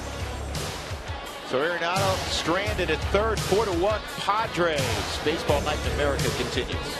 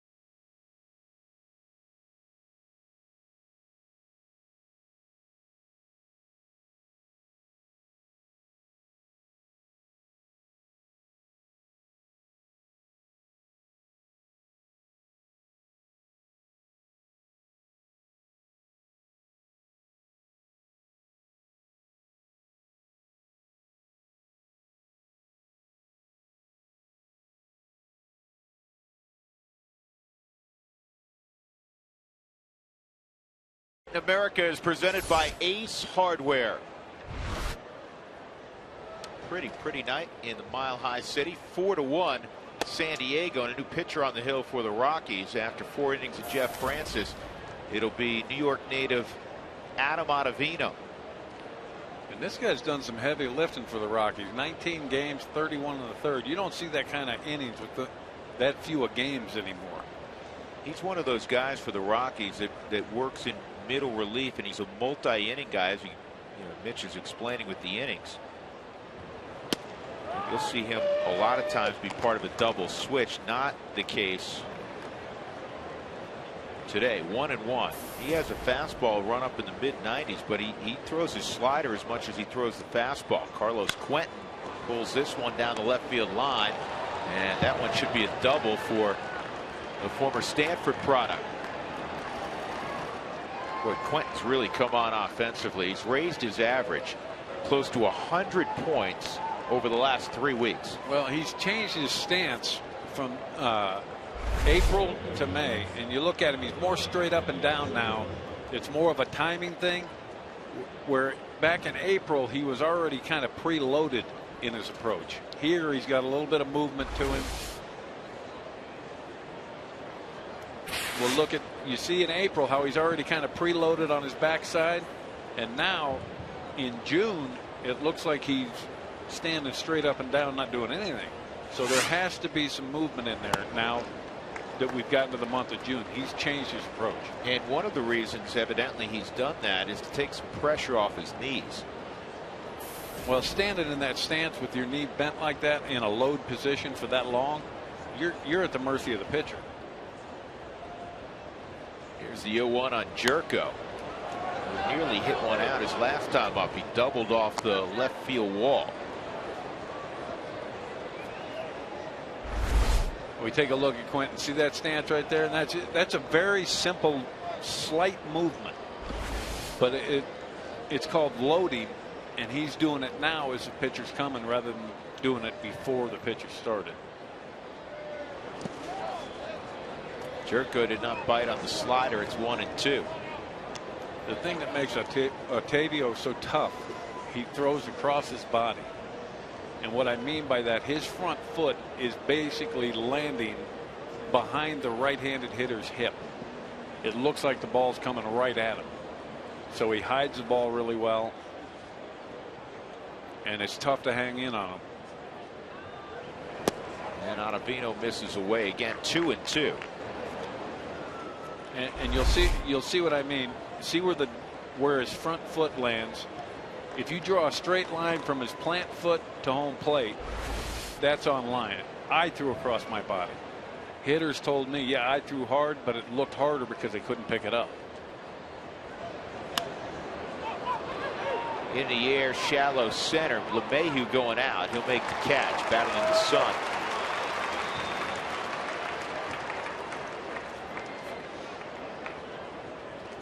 That'll bring up Kyle Blanks. And this is exactly what I'm talking about. You hear the old saying, his heart was in it, but his behind wasn't.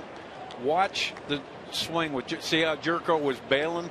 That's because Ottavio looks like he's throwing the ball right at him. It's tough to hang in on guys, especially when they're running up there in the mid-90s.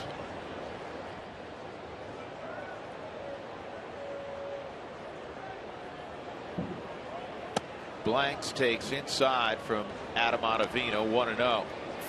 Last time up, he hit a 2-run home run that had the old gong show sound to it. Hit the foul pole.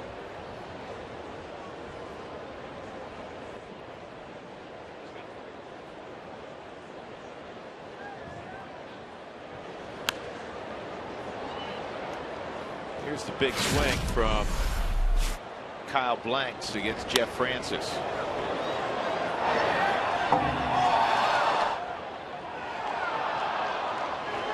And the disappointment Jeff Francis felt. 93 pitches for Jeff Francis. 41 came in that fourth inning. He gives up 4 runs on 6 hits, walked 3, struck out 2 in 4 innings. Here's the 1-1 from Ottavino, and it's down. The Prostate Cancer Foundation's Home Run Challenge starts this week, leading to Father's Day next weekend. All 84 MLB games from Tuesday through Father's Day are Home Run Challenge games. Pledges can be made by going to homerunchallenge.org, and that is such a wonderful cause that Major League Baseball is involved with each year. Good job by Rosario there, getting out and blocking that slider.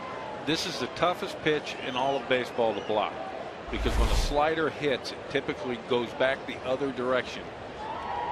Great job by Rosario right there. Watch Quentin. He thought he was going to move up on the dirt ball, and good job by Rosario. These are the kind of pitchers that are extremely tough to catch. It's just as hard for the catcher to pick up the ball as it is the hitter.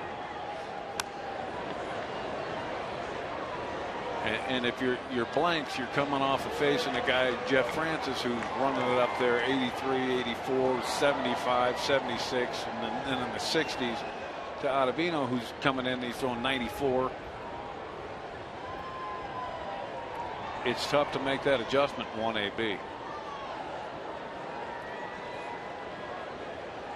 If he can get a slider in the neighborhood here, I think he's got it.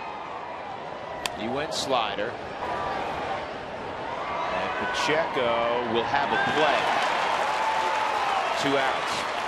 You and I were chatting with Bud Black for a while in his office this afternoon, and we were talking about the changes even from when you played, Mitch, and you were obviously a top end guy. You threw very hard. Bud Black, longtime starting pitcher, successful one in the big leagues, said, you know, if a guy threw 95, maybe you had one guy in your staff that touched the mid-90s. He said now they're a dime a dozen. Yeah, and I'm not so sure I'm sold on the fact that it's size or an era that, I mean, granted, there's a lot bigger guys today. I wasn't small at 6'4", and I walked into the Marlins clubhouse a couple of years ago, and I felt like I was in an NBA locker room.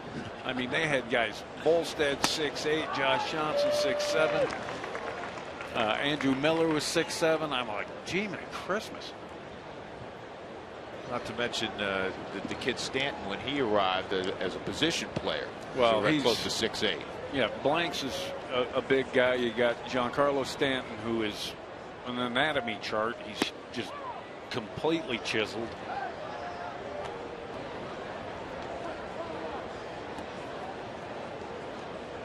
Will Venable on the top row, not playing today. But back to your point about the velocity, I don't honestly, I think the guns that they use today, I believe they catch the ball as it leaves the hand. And the guns back when we pitch, I believe, caught the ball as it crossed the plate.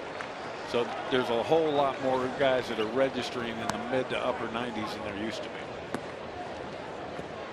But I can tell you this, I've seen a lot of guys throw hard. Nolan, I don't know that I've seen anyone. I sat behind the plate when I was 17. I was a Padre in instructional league and watching Nolan pitch, and it sounded like gunfire. No swing, 2-2. That's that old line. Yeah, that ball sounded low, and you know it. Yeah, it sounded like a strike.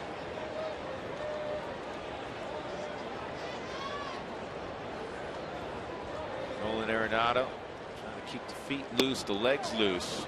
And that happens when you have a 41 pitch inning in the fourth, and now, you know, this inning 20+ pitches or the next pitch will be 20 for Ottavino. A little harder to play defense behind.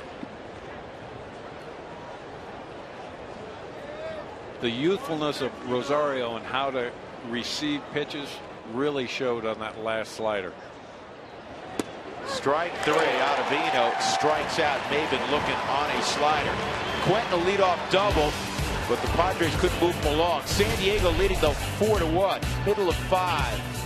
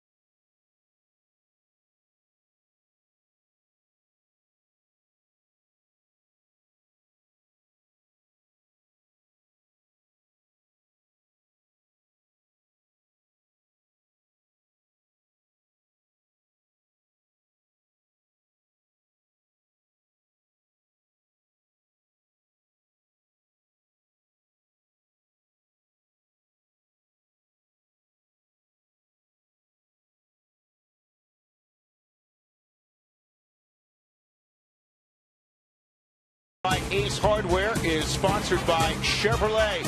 Find new roads.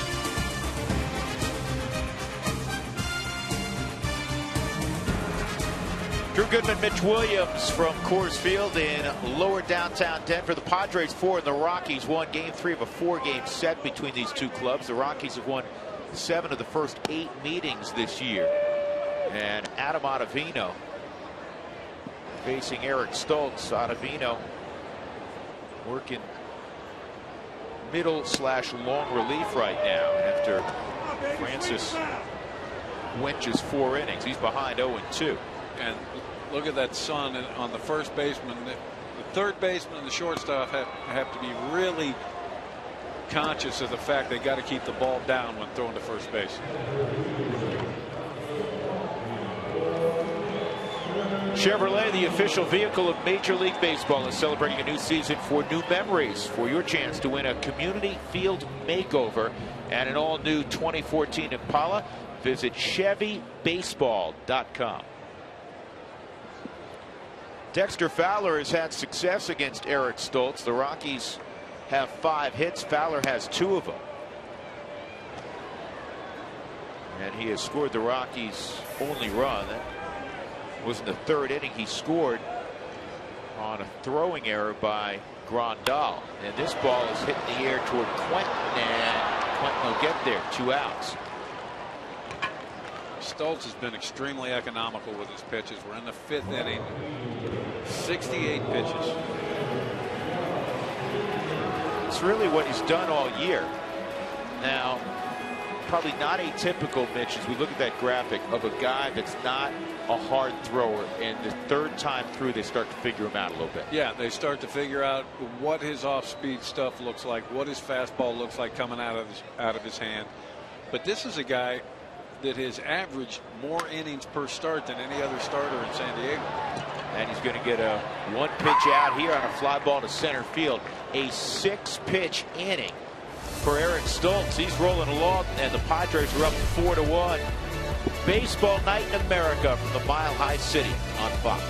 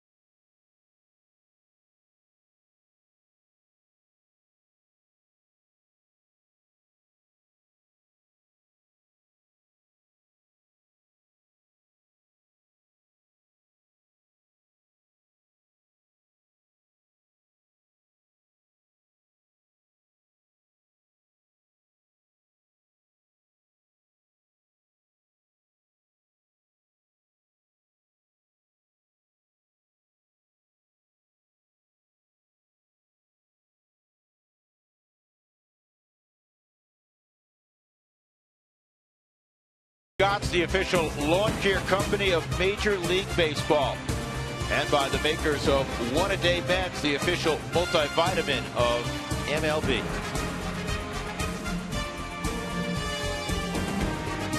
Lights are on, sun is still out as the Padres come to bat here in the 6th inning. Yasmani Grandal, the switch hitting catcher out of the University of Miami by way of Cuba originally, swings and misses at the first offering from Adam Ottavino. It'll be Grandal, Eric Stoltz, and then the top of the order represented by Chris Denorfia. And that's a strike as well. It's 0-2. Grandal, a comebacker and a strikeout.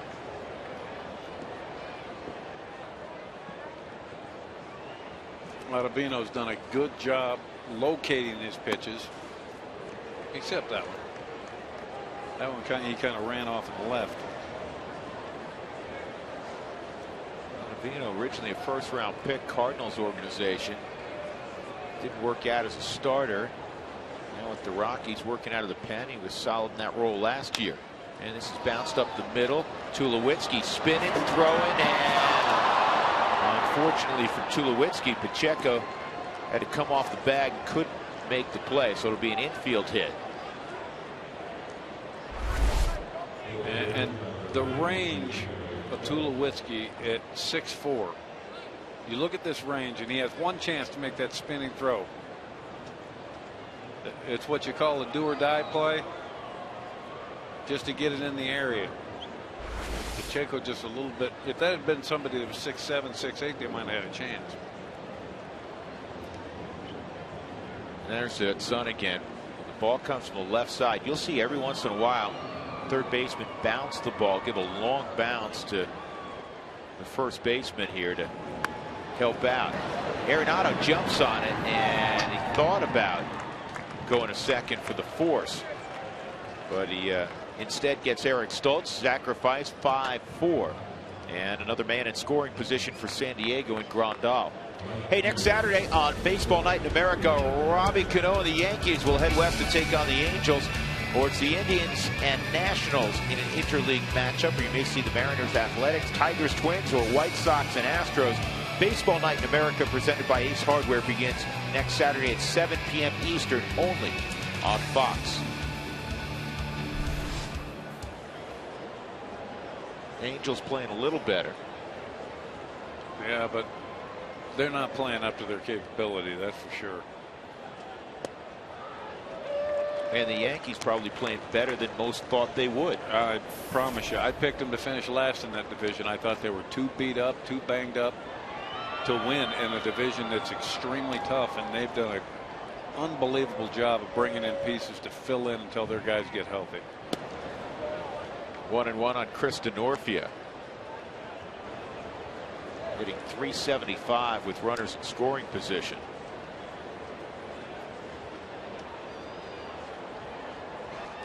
San Diego today 3 for 12 with runners in scoring position.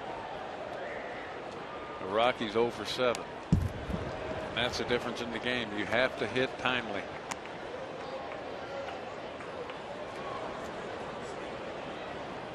Well, I'd be surprised if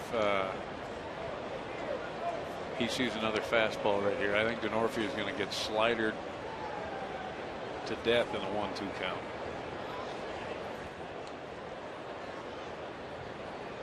There it is. Did he bite? Nope. 2-2. Ottavino's got great depth on you. What I mean by depth is look at this, how far down that ball goes. That ball starts over the middle of the plate, and you know it has to, or the hitter's not going to offer at it. He's got tremendous depth to his pitches. 2-2. He went fastball, and it's off the plate. 3-2. Denorfia 0 for 2 and a walk.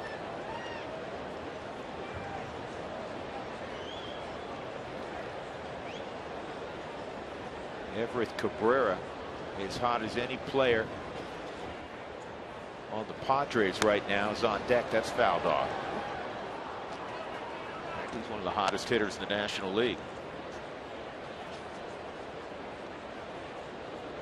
In this situation right here, Ottavino, those far across his body as he throws, he could front door a slider right here, and Denorfia would have a hard time staying in there. He could freeze him with it. He went to the slider, and that was more of a hanger. Yeah, that was a cement mixer.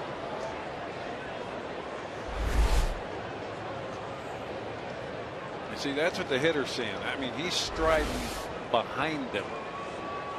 If he could throw a front door slider right at Denorfia's front hip, I just don't see any way he could hang in there.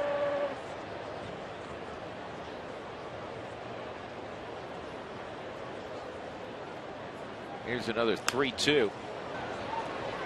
Right center field, Eric Young. He does not throw like a typical right fielder, so moving up pretty easily is Yasmani Grandal. 2 outs, Grandal at third for Cabrera. Let's go around the stadium and take a look at the Fox Sports 1 fan cam, where we see fans who are excited about America's new sports network. Fox Sports 1 coming August 17th.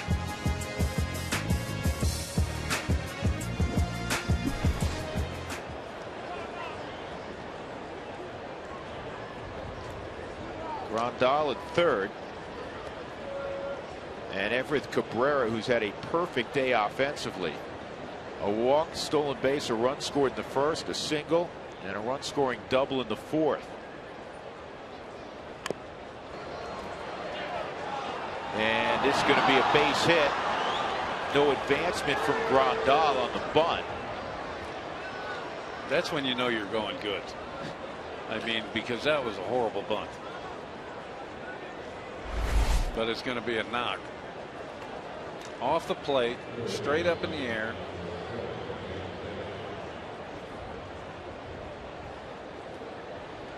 I think in a perfect world, he was trying to take that bunt with him so Grandal could score. Yep.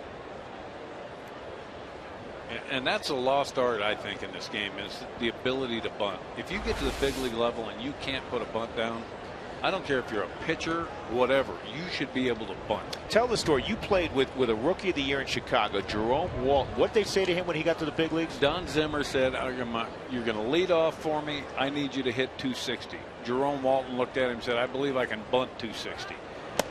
And I saw him bunt 2 strikes, 2 outs more times in '89 and get base hits than I've ever seen anyone. He just knew he could get the ball down in a place where they could not make a play on. You guys had a dynamic top of the lineup back then. Dwight Smith was there. Oh, they brought Dwight Smith up, and he was Babe Ruth for half a season. Hit .350, a bunch of home runs. Had Rhino, Hawk, Sean Dunston. Chase Headley takes inside. It's 2-0. 2 in scoring position. The Rockies don't want to lose touch with the Padres here. Ottavino trying to put the inning down. 2 outs.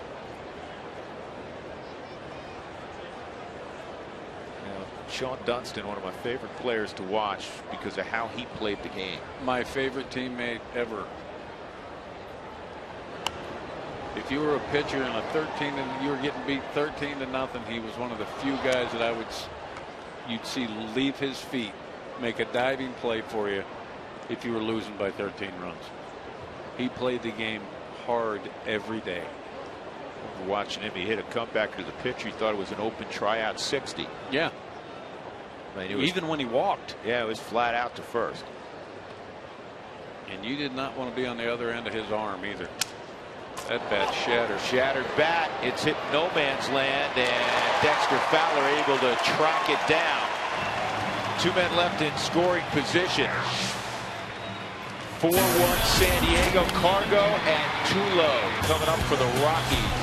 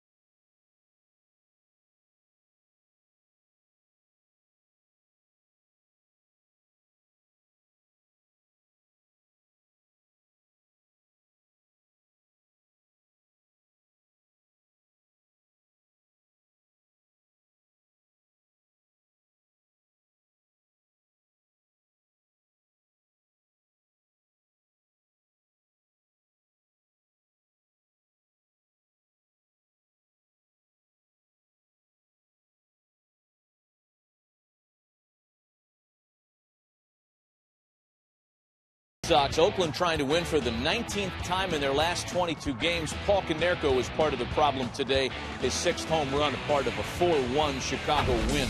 Baltimore and Tampa Bay, the Rays have won 10 of their last 13. Luke Scott's 3-run triple highlighting an 8-0 win. Tampa is among the 3 teams within 3 games of first-place Boston in the AL East. Back to Drew and Mitch in Denver. All right, Matt, thanks very much. Tampa, another one of those teams slow out of the gate that's really come on. Padres slow out of the gate. They've played 5 games north of 500 after their first 20. Here's Carlos Gonzalez, and he takes a spinner for a strike from Eric Stoltz. If you have a breaking ball like that, Drew, that you can consistently get over first pitch for a strike, no hitter wants to hit a breaking ball first pitch.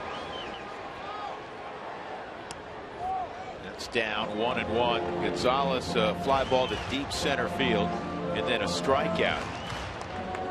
The Rockies have been held to 5 hits by Eric Stoltz in a single run. It was an unearned run, and he's going to get a pop up on a curveball right around the mound. Somebody's got to make the catch. Look out! It's the Keystone Cops. Now Stoltz was going to take it. And instead, we go WWE with Chase Headley. Yeah, he cross-body blocks his third baseman. And this is a play that infuriates me. Much like being able to bunt, if you can't catch a pop-up as a pitcher and you're standing there pointing, this ball's going to come down on his board, and he can't catch that ball, there's a problem. Mitch, I've said this so many times in baseball broadcasts, I've never understood it. Because typically, the pitcher a lot of times was the best athlete, certainly growing up, right? Yeah. The top pitcher. All of a sudden he can't catch a pop-up anymore? That's and my he's already problem. on a hill. So now you're asking somebody to look up and run up a hill. That's exactly my point. You see pitchers that are standing on the top of the mound and waiting for a first baseman or third baseman to run up that mound and concentrate on the baseball. And yet, how many pitching coaches told you in your career, be athletic out there? Exactly. And then they don't want you to be. Tulowitzki, and Troy fouls it back. I never trusted anyone more than I trusted myself with a pop-up. And then if I drop it, I have no one to blame.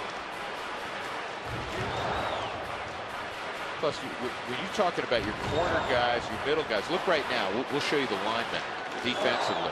If there's a pop-up around the mound, Headley or Blanks have to run in the neighborhood of 80, 90 feet to get there. And all Stoltz did, he literally had to get out of the way or the ball was going to hit him on the head.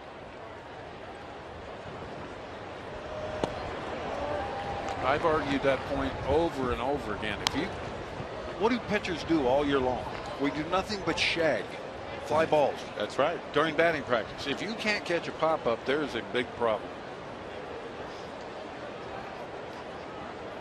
Instead, he did a chop block, an inadvertent one at that, on Chase Headley. Yeah, and Headley's lucky he didn't get hurt on the play. Boy, Stoltz has been impressive as advertised. We talked to folks around the Padres. Stoltz has been their best, with an honorable mention to Jason Marquis in their rotation.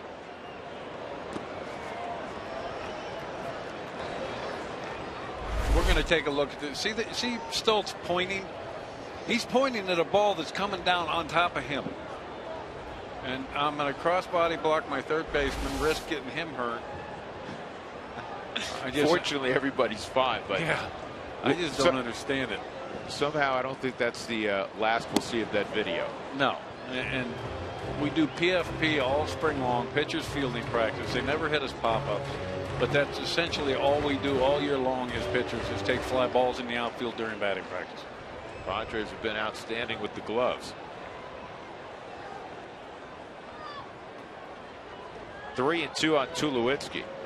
I had a third baseman in Philadelphia, and Dave Hollins, that hated pop-ups, hated them.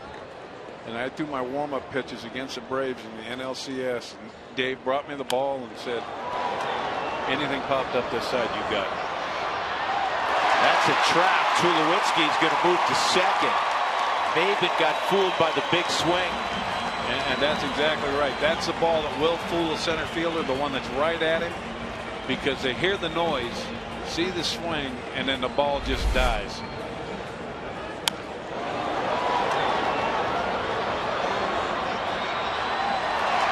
you guys could hear that ball off the bat. It sounded like he caught it pretty crisp. And he had that ball in his glove. Great effort by Maben. It'll go as a double for Tulowitzki. That ball's in his glove and came out. I think he was about 2 chains shy of making that play. If he had 2 less chains on. And this is where the Rockies have to do something. Timely hitting. They're 0 for 7 with runners in scoring position tonight. Tulowitzki at second, who was second in the league in hitting. And Rosario, who's 0 for 2, swings and misses an off-speed delivery. And this is a pitcher taking advantage of a young hitter. He's not going to give him a fastball first pitch. Rosario's up there. He's a power hitter. He's hunting fastballs. He's not going to get him in first pitch. 1-1. Maben's wearing a mouthpiece, actually, which had to help out there. You don't see it that frequently in baseball. You know, I never saw it when I played. And the first one I saw wear a mouthpiece was Manny Ramirez. And ever since Manny did it, there's been a bunch of guys go to it. 2-1 on Rosario, who hit .350 in the month of April, just $1.73. And that's adjusting, the league adjusting to him. They're not skipping over him in pitchers meetings. Now he's got to adjust back to the league. How are they trying to get me out? And if I'm him, I'm saying they're trying to get me out of the way. 2-2 on Rosario. He tried to kick that ball in anger. That's a pitch that he felt he should have put in play. And he should have. It was a ball. There was a mistake in the middle of the plate. I'll be surprised if he gets another one there. See that pitch right there? He knows he should have killed. And hitters don't hide their emotions very well. Now I would look for a changeup to be coming here. Something slow. Yep, and he got him. Good pitch by Stoltz. Little back foot slider. You watch his pitch. It starts down the middle, ends up in his back foot. That's really good job right there by Stoltz. Let's check the Fox Sports 1 game summary. Eric Stoltz has been terrific. What did you say off the top of the broadcast? He needed to control Cargo and Tulo, and he has. Exactly. 1 for 6 with 6 left on base. That's an outstanding job of neutralizing the power of this team. Fox Sports 1 coming August the 17th. It's a hanger and it's pulled foul by Pacheco. He's hit the ball hard twice against Stoltz. A double and then a line out to Chase Headley at third. Padres have out hit the Rockies 9-6. Well, and Stoltz is doing right now what he's done pretty much all year. He's averaged about 6 2/3 innings per start for Bud Black, and that in this day and age is outstanding. When a quality start now is considered 6 innings and 3 runs, a 4.5 ERA. A 4.5 ERA would get you sent down back in the 80s. And now it's considered a quality start. That's to the side. That was not a quality pick, though. Tulowitzki will go to third. That's the second error on the Padres this afternoon. See, and there's an old saying I used to use with all my middle infielders. If it's going to be a tie, I'm not throwing it. Because then you hang your shortstop or your second baseman out to get spiked. All kinds of bad things can happen right there. And that's what happened. Stoltz saw the runner and the shortstop come together and didn't want to hit anybody. Ended up pulling it right at second base and throwing it in the center.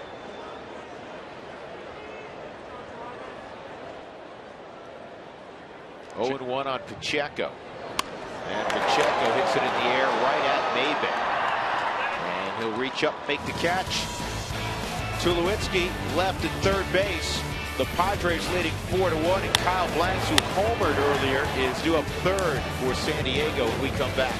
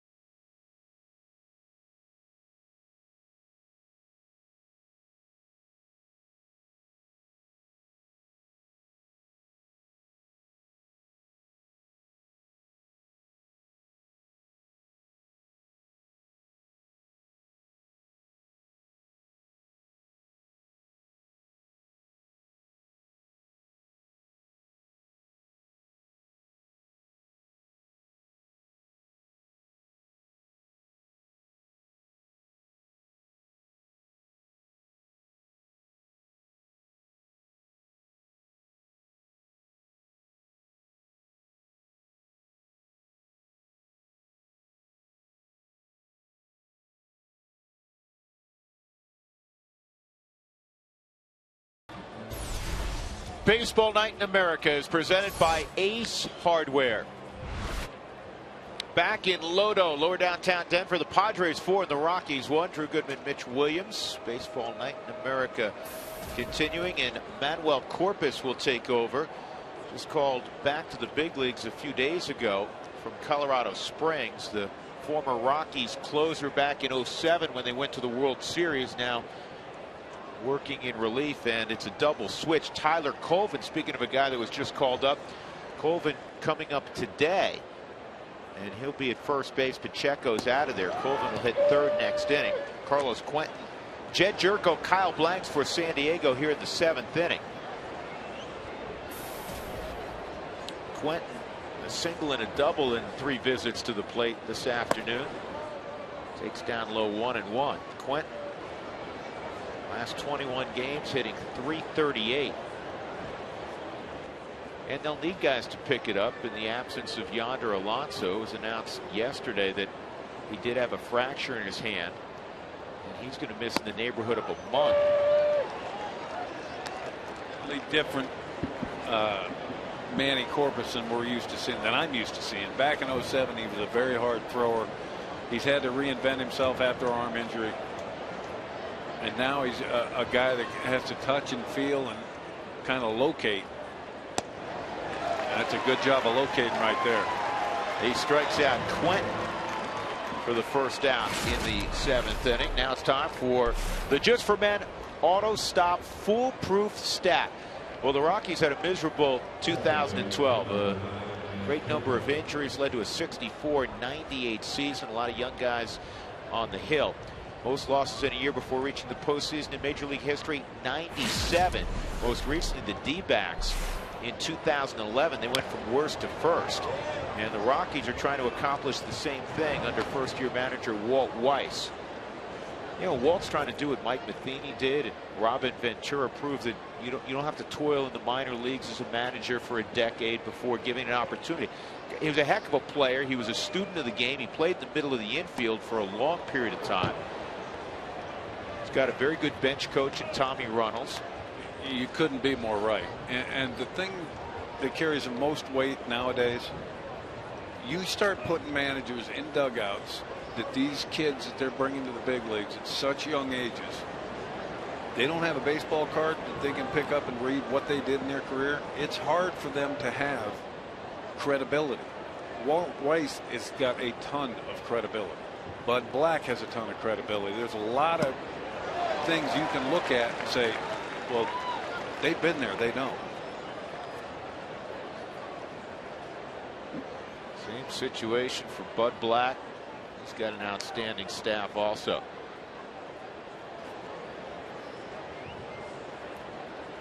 Jed Jerko's behind 1-2. He's 1 for 3, doubled and scored back in the 4th inning. He's hit 12 of his last 13. He's another guy that's really caught fire, hitting .344 over his last 23. And this, I didn't think was a very good matchup for Corpus. I thought Jerko keeps his bat through the zone so long. And when dots the outside corner with a heater knee high, that's 2 in a row. That was Rembrandt right there. That's hitting the mitt right there. There's not a whole lot any hitter can do with that other than try and spoil it and foul it off. 2 men up, a couple of punch outs for Corpus, and now Kyle Blanks, he of the 2-run home run in the 4th inning. Blanks almost wasn't here for this weekend series. He was sent down, and then they decided to change their mind, and it's not handled by Eric Young Jr., and Blanks ends up at second base. That's just a really poor job of reading the ball off the bat there. EY Jr. was drifting, kind of jogging in on that. And LeMahieu at second base should have been going out, I thought.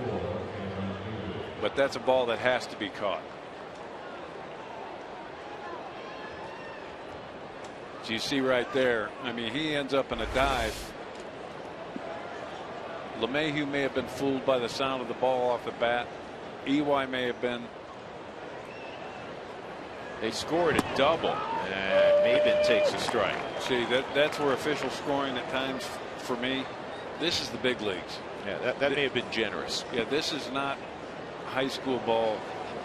That ball hit leather and was misread. That's an error.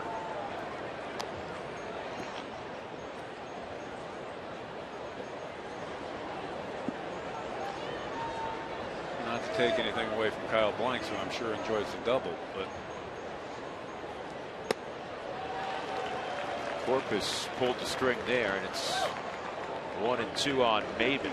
now let's see if he goes back to that outside corner with his fastball. He did it to the last two he punched out.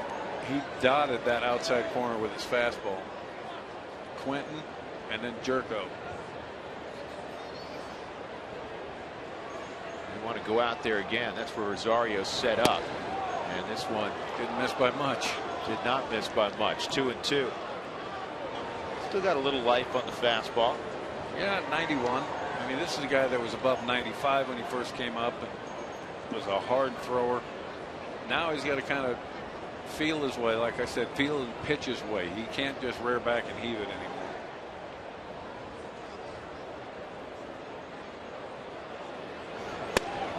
Good looking pitch. If you don't give him the one on the outside, you got to give him the one on the inside. That was a hard sinker.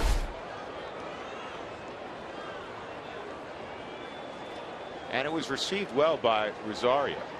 That ball's in. Good call by the umpire. We get that angle from center field, and we get kind of fooled by it at times. 3-2, and he got him on a slide. Good pitching by Manuel Corpus in the seventh. He strikes out the side. Blanks left at second. 4-1. San Diego stretch time at Coors Field.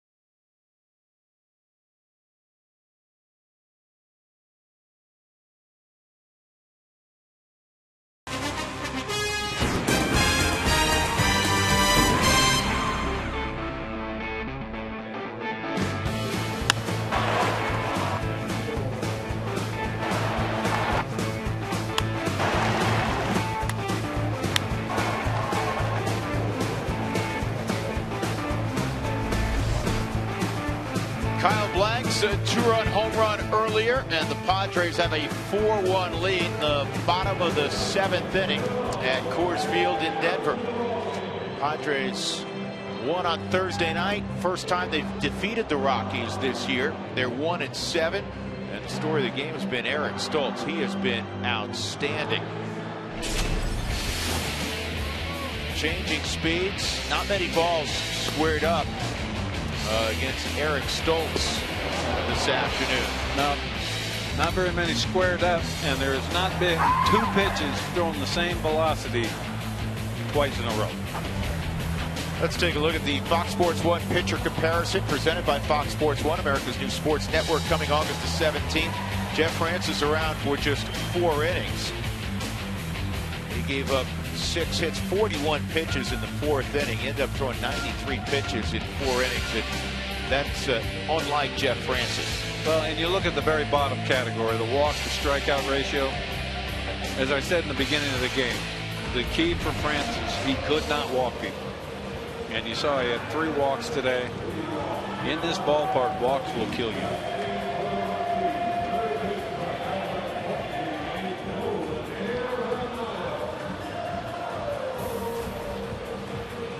Nolan Arenado will lead it off. He had a triple in the 4th inning.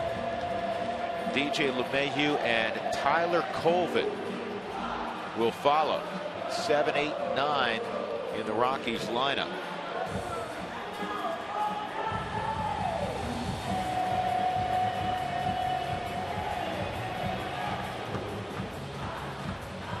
Pitch count here in the 7th inning, outstanding for Stoltz. If you subscribe to the pitch count, it's at 85. And if you're at 15 pitches or less per inning, you're doing a very good job. So he's underneath that pace. If I was at 15 pitches a hitter, I felt like I was doing pretty good. This to me will be the telling inning. If this is truly something mental between San Diego and Colorado, if Colorado starts something here after Stoltz has held them down the entire game. Maben in center field as the fly ball 1 out. Today's telecast is presented by Ace, where getting help is just like going to your neighbor. And sponsored by Chevrolet. Find new roads.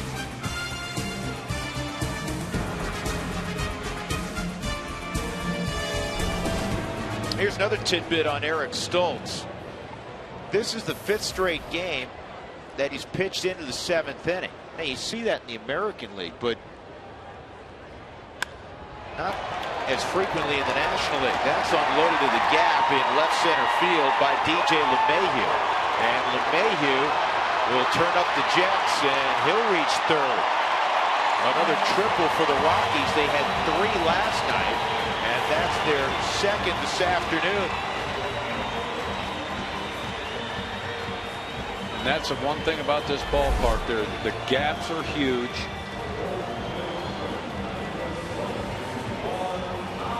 And where he hit it, that corner is 424 feet from home plate. And you can see, I mean, that's 6'4", and the strides LeMahieu's got. He made that easy. This is where the Rockies have not produced today. They have not hit with runners in scoring position. Stoltz has been able to stymie them for the most part. Rockies are 0 for 8 runners in scoring position, and Tyler Colvin with his first major league at bat this year. Going into spring training, he figured to be a lock to be the 4th outfielder. Last year he hit 290, 18 home runs, 72 RBIs. He struggled mightily in spring training and did not break with the club, and has put up solid numbers down in Colorado Springs, above 290. And finally getting another opportunity, and he pulls it to the right side. He's going to get the run home. Blank to the bag, 2 outs. And it's a 4-2 ball game. Well, and this is exactly what Stoltz has averaged on the year.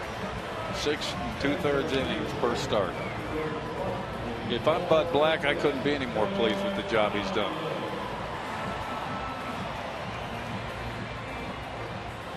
Back to Colvin, I couldn't understand when the Cubs let him go. I always liked him as a player. Well, DJ LeMahieu and Tyler Colvin came in the same deal. Dexter Fowler, this is high in the air to right field. DeNorfia will make the catch.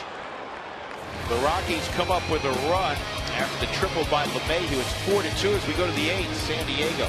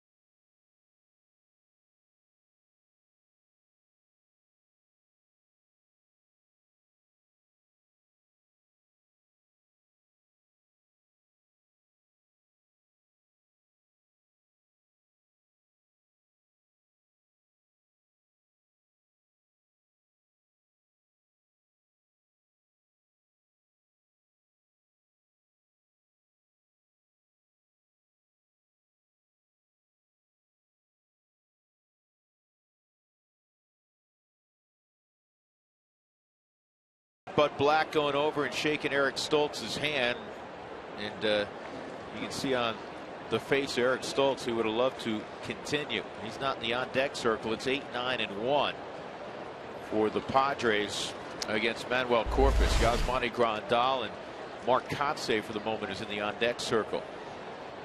And I am not a big fan of that. You're talking 91 pitches. He's gotten you through 7 innings. He's handcuffed the Rockies lineup, which is not an easy lineup to handcuff, for 7 innings. And now you're going to bring in a reliever. And that Rockies lineup wants to look at anyone besides Stoltz right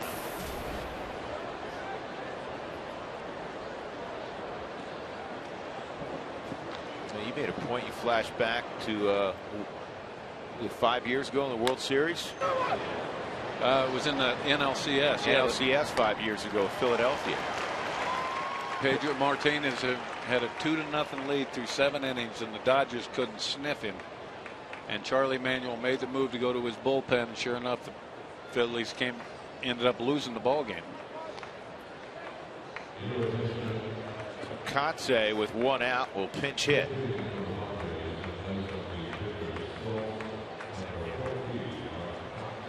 The Rockies bullpen has been outstanding today. Ottavino, now Corpus have both come in, thrown strikes, gotten outs.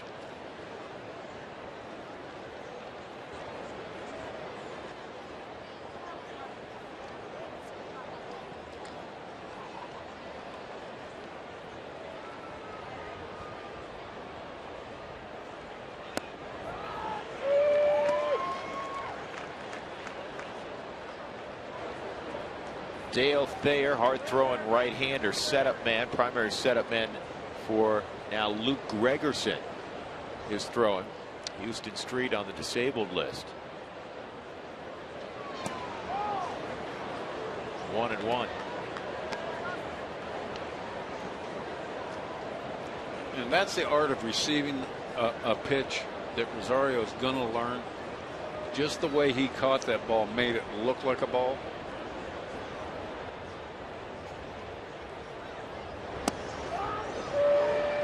Kotze's had a nice career, and now he's primarily a backup and a pinch hitter. He reminds me of a guy that works on the television side for San Diego, a guy who played for the Padres, played for the Rockies as well. Mark Sweeney. Yeah. Had a long career and a tremendous pinch hitter. Just had a knack for swinging the bat, crucial situations late. Well, people don't understand that pinch hitting is pretty much a thankless job. It's a can't-win situation. If you get a hit, you're supposed to. If you don't, you stink. And it's not easy to get up off that bench and come in and face some of the pitching they have to face. Yeah, you're going to face somebody nasty. On the ground is short. Tulowitzki's got it. Let's check in again with Matt Vasgersian at the MLB Network studios for a game break. Matty. Drew, we just wanted to show you this one play here. Matt Carpenter chopping into the right side, just like Mitchie Poo used to do with Pete O'Brien back in the day.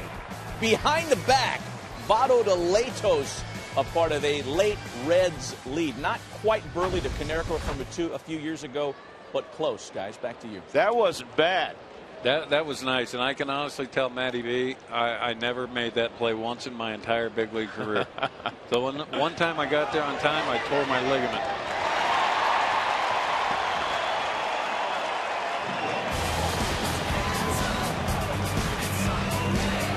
Nice play by Corpus, 4-2 Padres.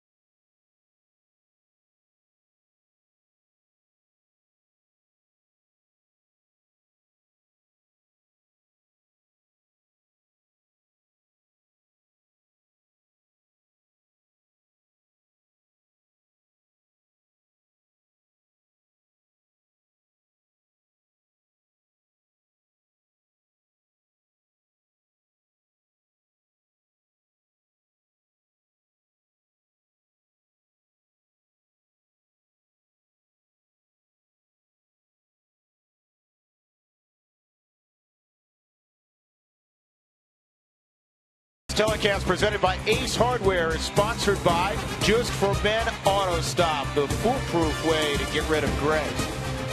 And by the Dodge Dart. Dodge, new rules.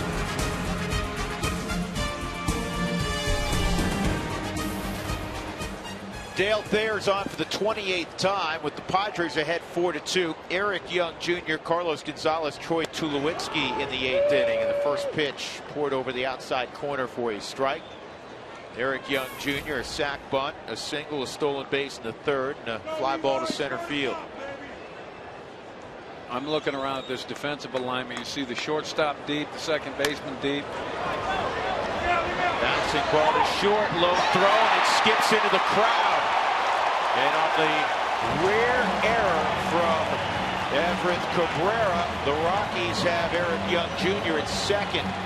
That's what speed does. It causes fielders to rush the throw, Cabrera didn't have time to get his feet under him, had to throw it on the run, and fired it in the dirt. They're going to score an infield hit, and then an error on Cabrera, allowing Young to move another 90 feet.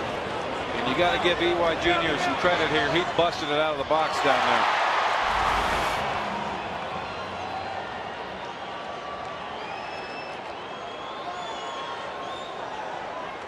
And now you got to the teeth of this lineup, and this is exactly what I was talking about Stoltz being in there.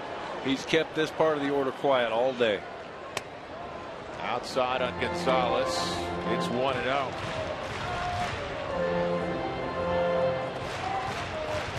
A 2-run lead in this ballpark is like having a half-a-run lead. And Bud Black knows that.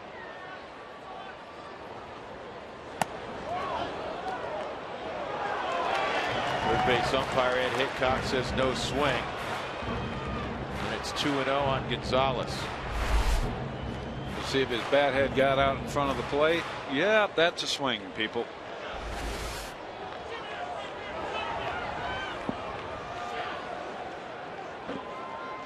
I think Bud has absolute valid argument. 2-1. But Buddy, you could hear him yelling, "Jimmy, that's right there in front of you." I agree with the fact that the home plate umpire should not make that call. He can't watch where the pitch is and the bat at the same time. He has to check.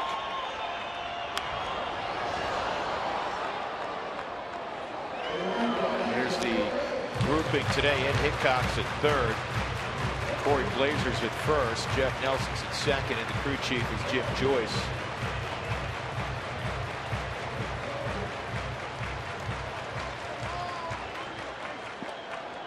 Nobody out. Young at second base. Gonzalez at the plate. And he struck him out. Good pitch by Dale Thayer. That's a really well located fastball. Had finish on it. Up right under his elbow. That's a tough ball for left-handers to get to. That ball up and underneath their elbow, their front elbow. Tulowitzki had a bloop double his last time up. He's 1 for 3. I'll put it this way. He does not want to throw that pitch to Tulo, because Tulo will hit it out of right center. Outfield for the Padres. Straight up and very deep, not surprisingly. And that's a strike. Tulowitzki with 49 RBIs, the most of any shortstop in baseball by a dozen. Over Baltimore's J.J. Hardy.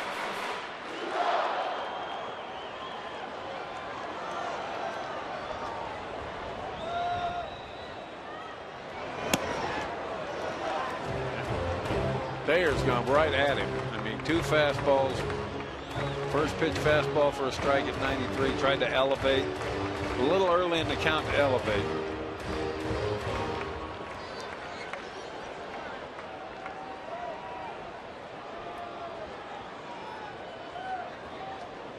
Padres have made 3 errors tonight. Young takes off for third, and this is a towering pop-up that's playable in foul ground for Henry.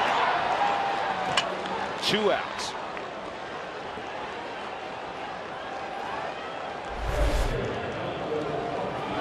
We see EY right here. He's going, and all you kids at home, when you're stealing a bag, you have to glance in. And you saw EY probably 25 feet from the bag glance in because he heard the pop of the ball on the bat. If he doesn't, he's going to get doubled off at second base. And now the matchup between Willeen Rosario and Dale Thayer. And they met in a similar situation a couple of days ago. High drive to right. This will stay in the ballpark. DeNorfia has it. In the 8th inning on Thursday night, Rosario hit a 2-run game-tying home run against Thayer. This night belongs to Thayer.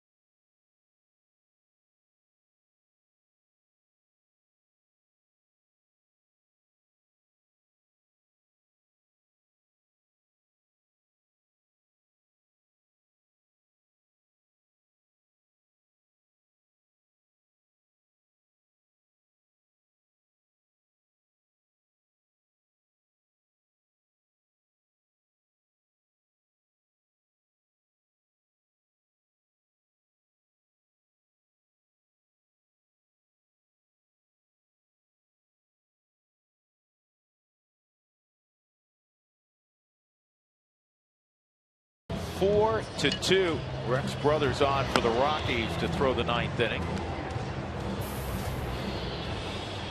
This will be his 30th appearance. He's closing games now with Rafael Betancourt having a groin injury that's going to keep him on the disabled list for most of June, the Rockies believe. So Rex Brothers, who's been terrific, will throw in the 9th inning. Everett Cabrera, Chase Headley, and Carlos Quentin trying to give the Rockies a chance at the bottom of the 9th, down by 2. Cabrera is 3 for 3 in a walk. Terrific. 6 straight multi-hit games for Everett Cabrera. I was just going to say, terrific's kind of putting it mildly for Brothers. Make Sunday extra special by going out to the ballpark. Go to MLB.com/Sunday to find special ticket offers. And for Padre fans, tune in tomorrow on Fox Sports San Diego for the final game of this series. Coverage starts at 12:30 out west. Those 4-game sets between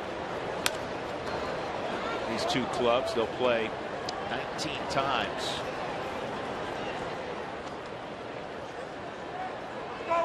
Padres trying to counterpunch a little bit. They've been staggered in the first part of the season by the Rockies, losing 7 of 8.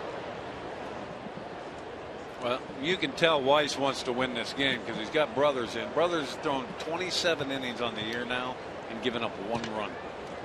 Is that any good? It's what we call stupid numbers.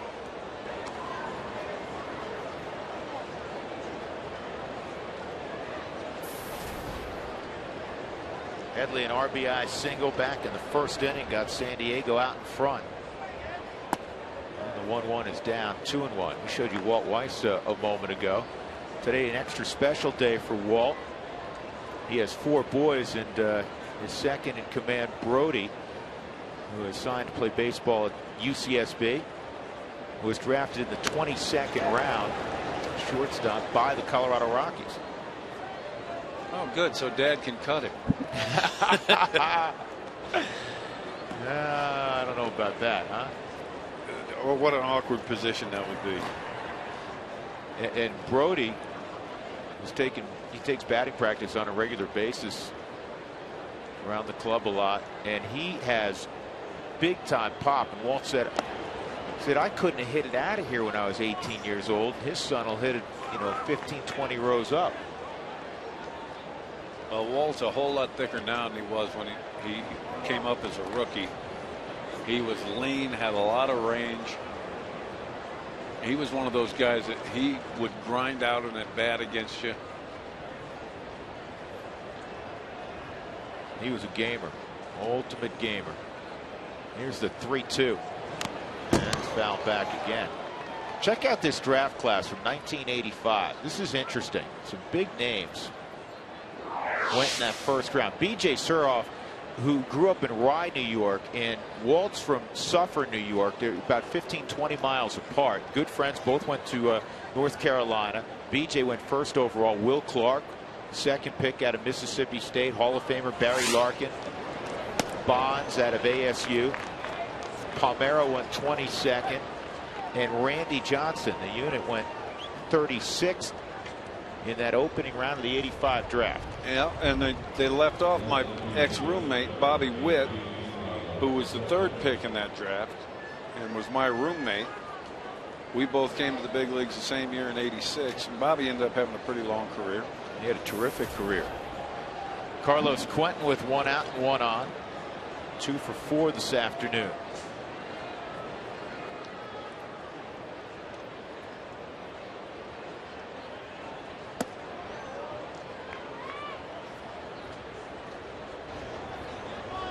Walt tells a great story about his first big league game. He got in as a pinch runner and promptly got picked off.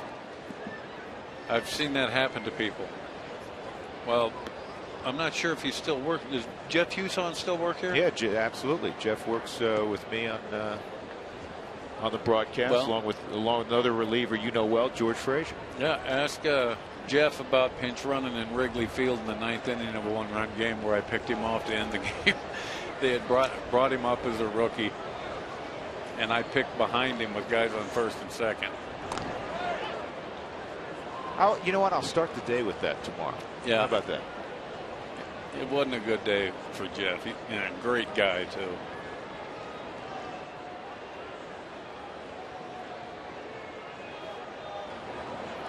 And this gets away from Colvin. And the fan touch it. They're going to end up, I bet they end up giving him third. They will. Yep. I think that's the right call. Jim, where that thing rolled to, I was surprised Headley didn't really take off, because I thought where it went, he would have a chance to get to third. See, this becomes a judgment call on the umpire's part. He's got to judge where Colvin is in relationship to where Headley is, and you can see he's nowhere near that ball. He's already at second. He's going to make third. You're talking about a 200-foot throw. So an error on Brothers, and the infield has to come in. 1-0 count on Quentin. 4-2 San Diego in the ninth.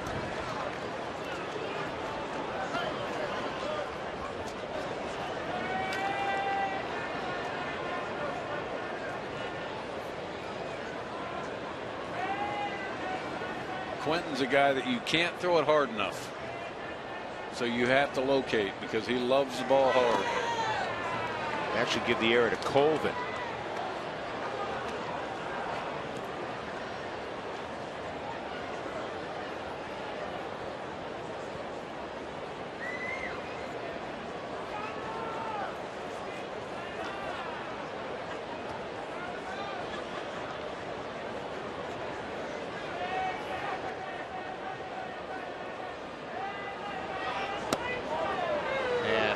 Pitch walk to Quentin. Well, that sets up a double play. Yeah, sets up the possibility of a double play. Jed Jerko coming up.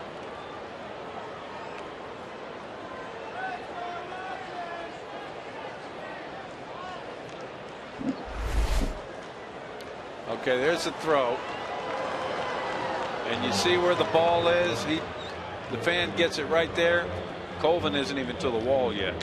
And that ball would have hit the wall and kicked down the first baseline even further. EY Jr. probably would have fielded that ball. Good call by the umpire crew there. Will Venable is pinch running for Quentin.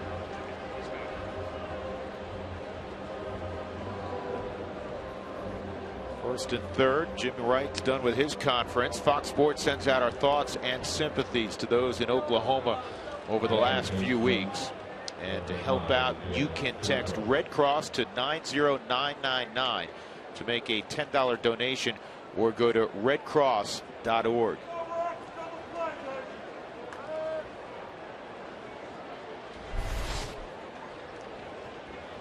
Now Brothers has got to do some pitching here. And it's ball one on Jerko.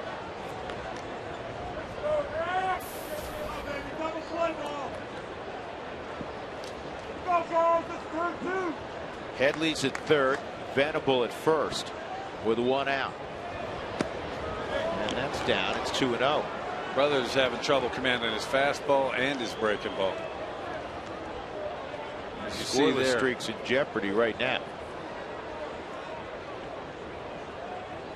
Well, the runner on third, depending on what happens, could be an unearned run, but it would still break the scoreless streak.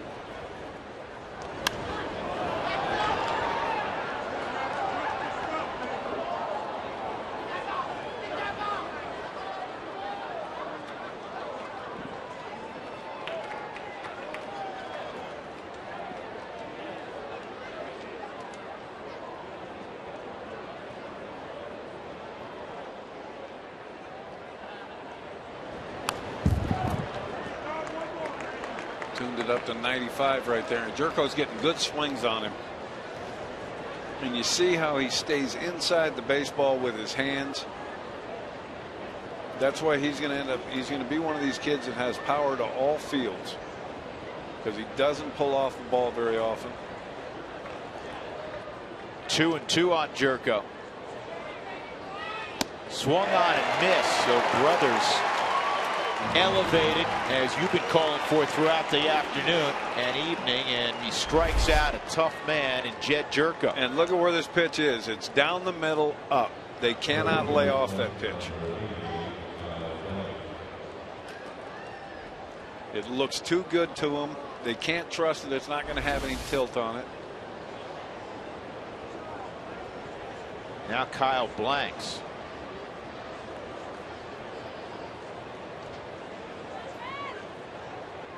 With Brothers' velocity, this should be a mismatch. You know, it's been a nice day. We talked about Walt Weiss's son was drafted.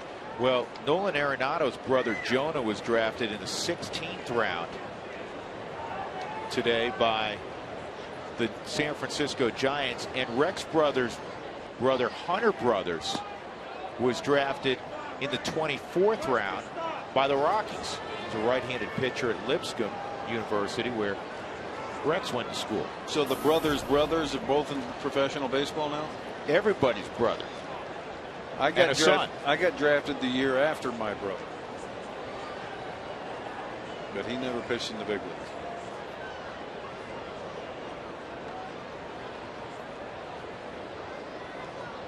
And you were telling me he threw harder than you in high school. Huh? Oh yeah, I was a 93 in high school. He was at 98, and the scary part was I looked like Tommy John control-wise compared to him.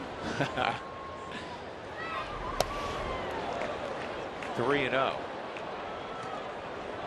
So not a lot of guys were digging in against your brother? No.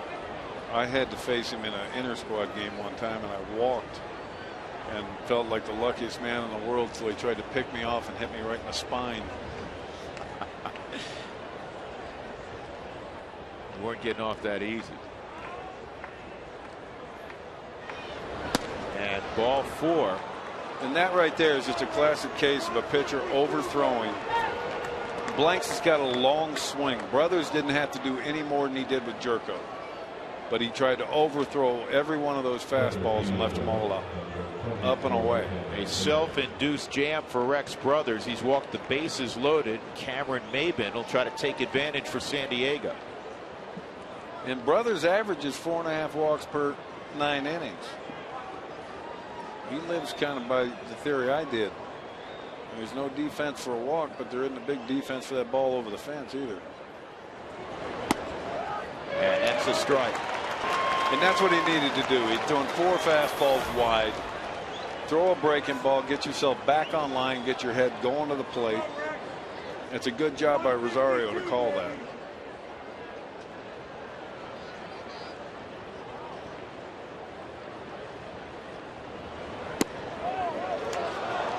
Pretty good pitch right there that he called the ball.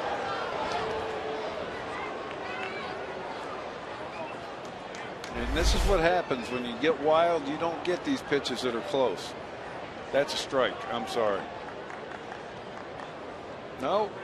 Well, I still win. We got that one on the outside corner. It's 1-2.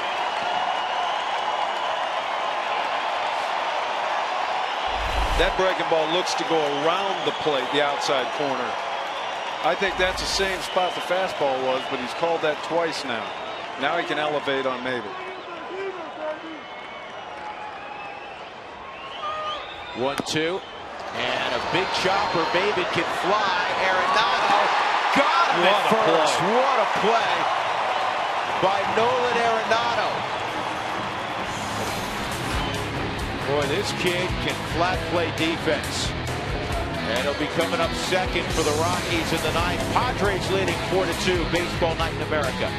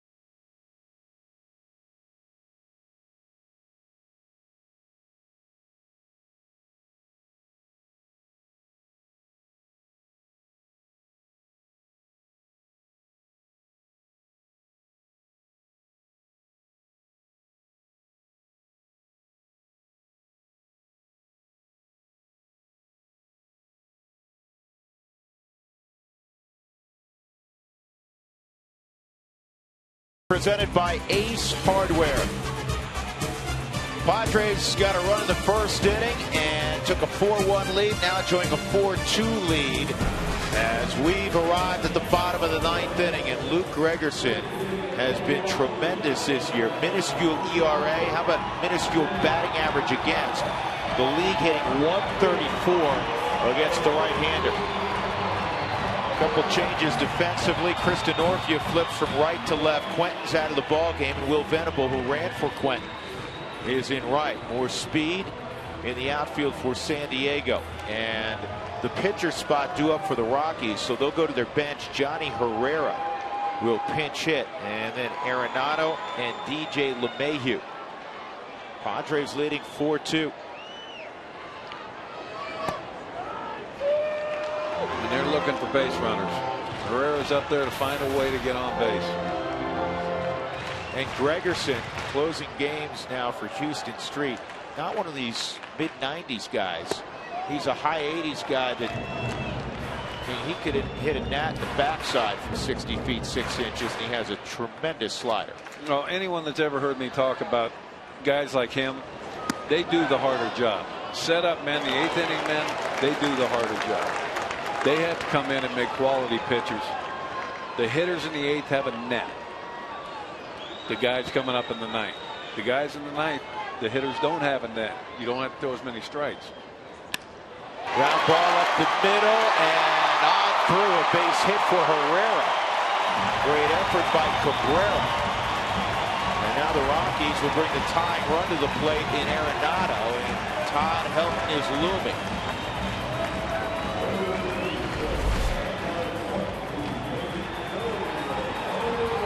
And barely got by Gregerson.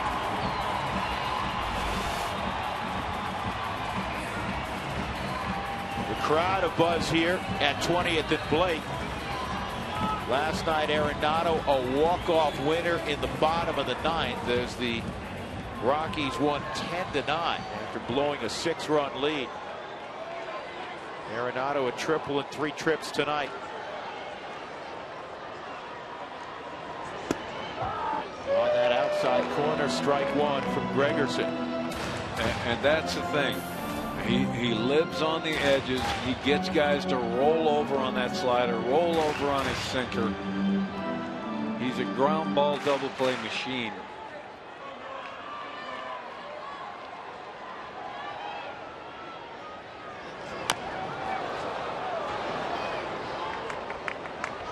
Here's how the ball game ended last night. Arenado at the plate.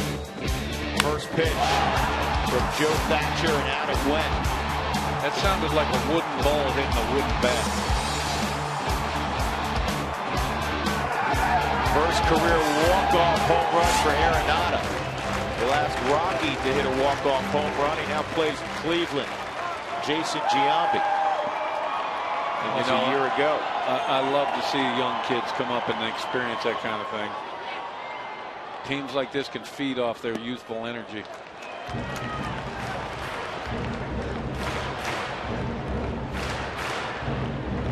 1-2 on Arenado.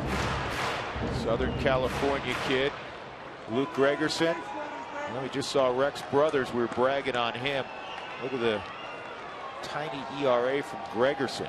Jason Grilly's year has been off the charts for the Pirates. They just don't get real good swings off Gregerson. You see that emergency hack right there. And that's what typically happens with him. I mean, they're just spoiling good pitches. That right there, that's not an offensive swing. It's a completely defensive swing. Now he can just keep trying to expand the zone. And that's what he typically does. He'll take that slider now, a couple more inches off the plate, get you to chase. You get ahead with strikes, you get outs with balls. Shows in. It's 2-2. Bud Black, one of those managers that heavily involved in the field. He always throws a round of batting practice at 5 o'clock. Yeah, saw him throwing today.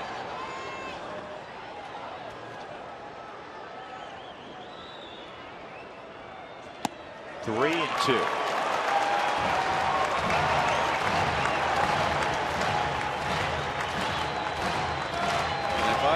wager right here. This is not going to be a fastball. This is going to be a slider on the outer third. But if you assume his best pitch is a slider, yeah, it makes sense. There it is right there. You see the 3 white little fingernails? Runner going, and that's in. Ball 4. And now the first 2 Rockies have reached here in the 9th. And that'll bring up DJ LeMahieu. Last time we saw him, he was sprinting to third with a triple. This ballpark really drives home old Yogi's statement, it ain't over till it's over. Not here.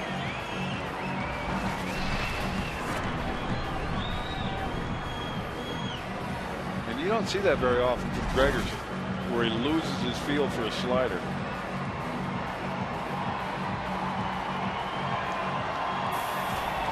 But if everything holds true that's held true today, he's got the Rockies right where he wants them. They're 0 for 13 with runners in scoring position today.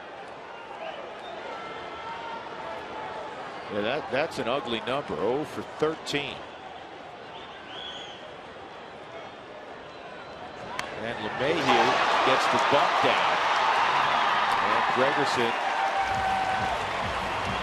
gets it to Jerko. So the Rockies will have a couple of swipes at tying up the game. The first will come from Tyler Colvin in his second major league at bat of the year. Well, they got 2 left-handers with pop coming up here. A switch hitter and Fowler coming up after Colvin. They got 2 chances to get a 3-run bomb here.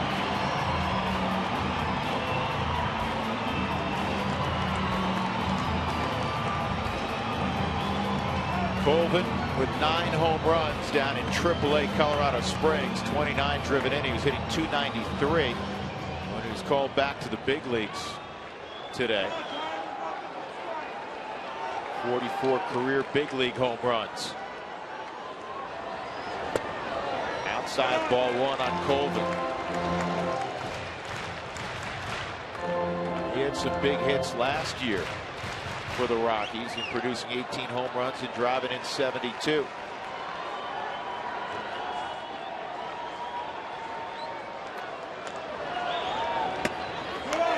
Gregerson, you're right. His command is normally impeccable. Yeah, he is running off and leaving his breaking ball.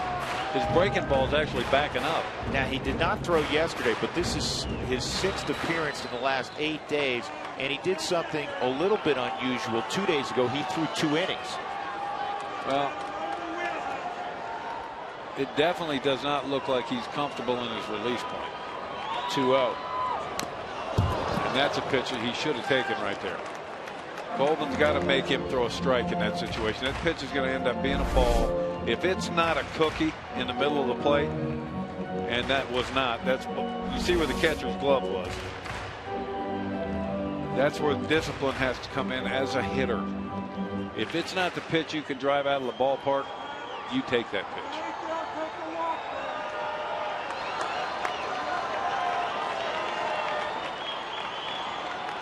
Here's the 2-1. Line drive, glove by Jerko. What a play.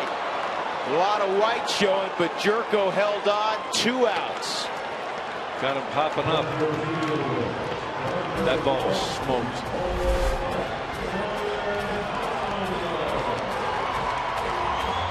That swing right there, that's the swing he should have taken 2-0.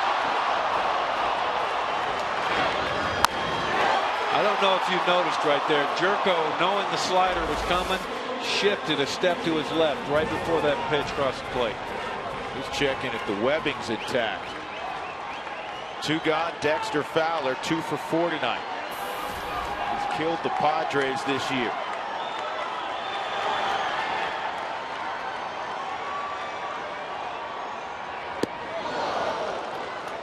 Oh, and 1. Gregerson got it underneath his hands.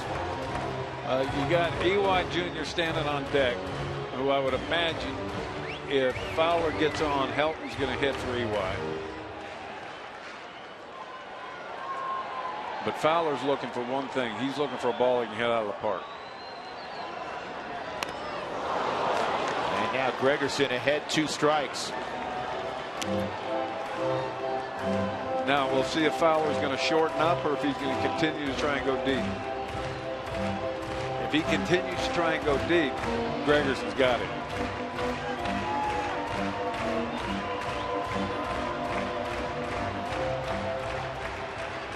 Because he can backdoor him with a breaking ball and get him to quit on the pitch.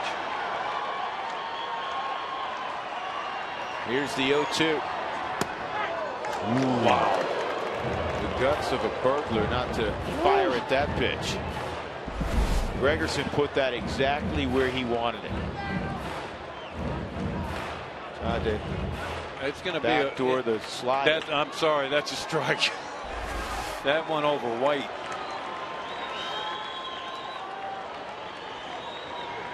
(4-2) San Diego. And he got him on a slider on the back foot. Gregerson nails it down for the Padres. And San Diego prevails 4-2 over the Rockies. Just the second time this year that the Padres have defeated Colorado. Well, Gregerson regathered himself after that line out, and he pitched a beautiful sequence to Fowler.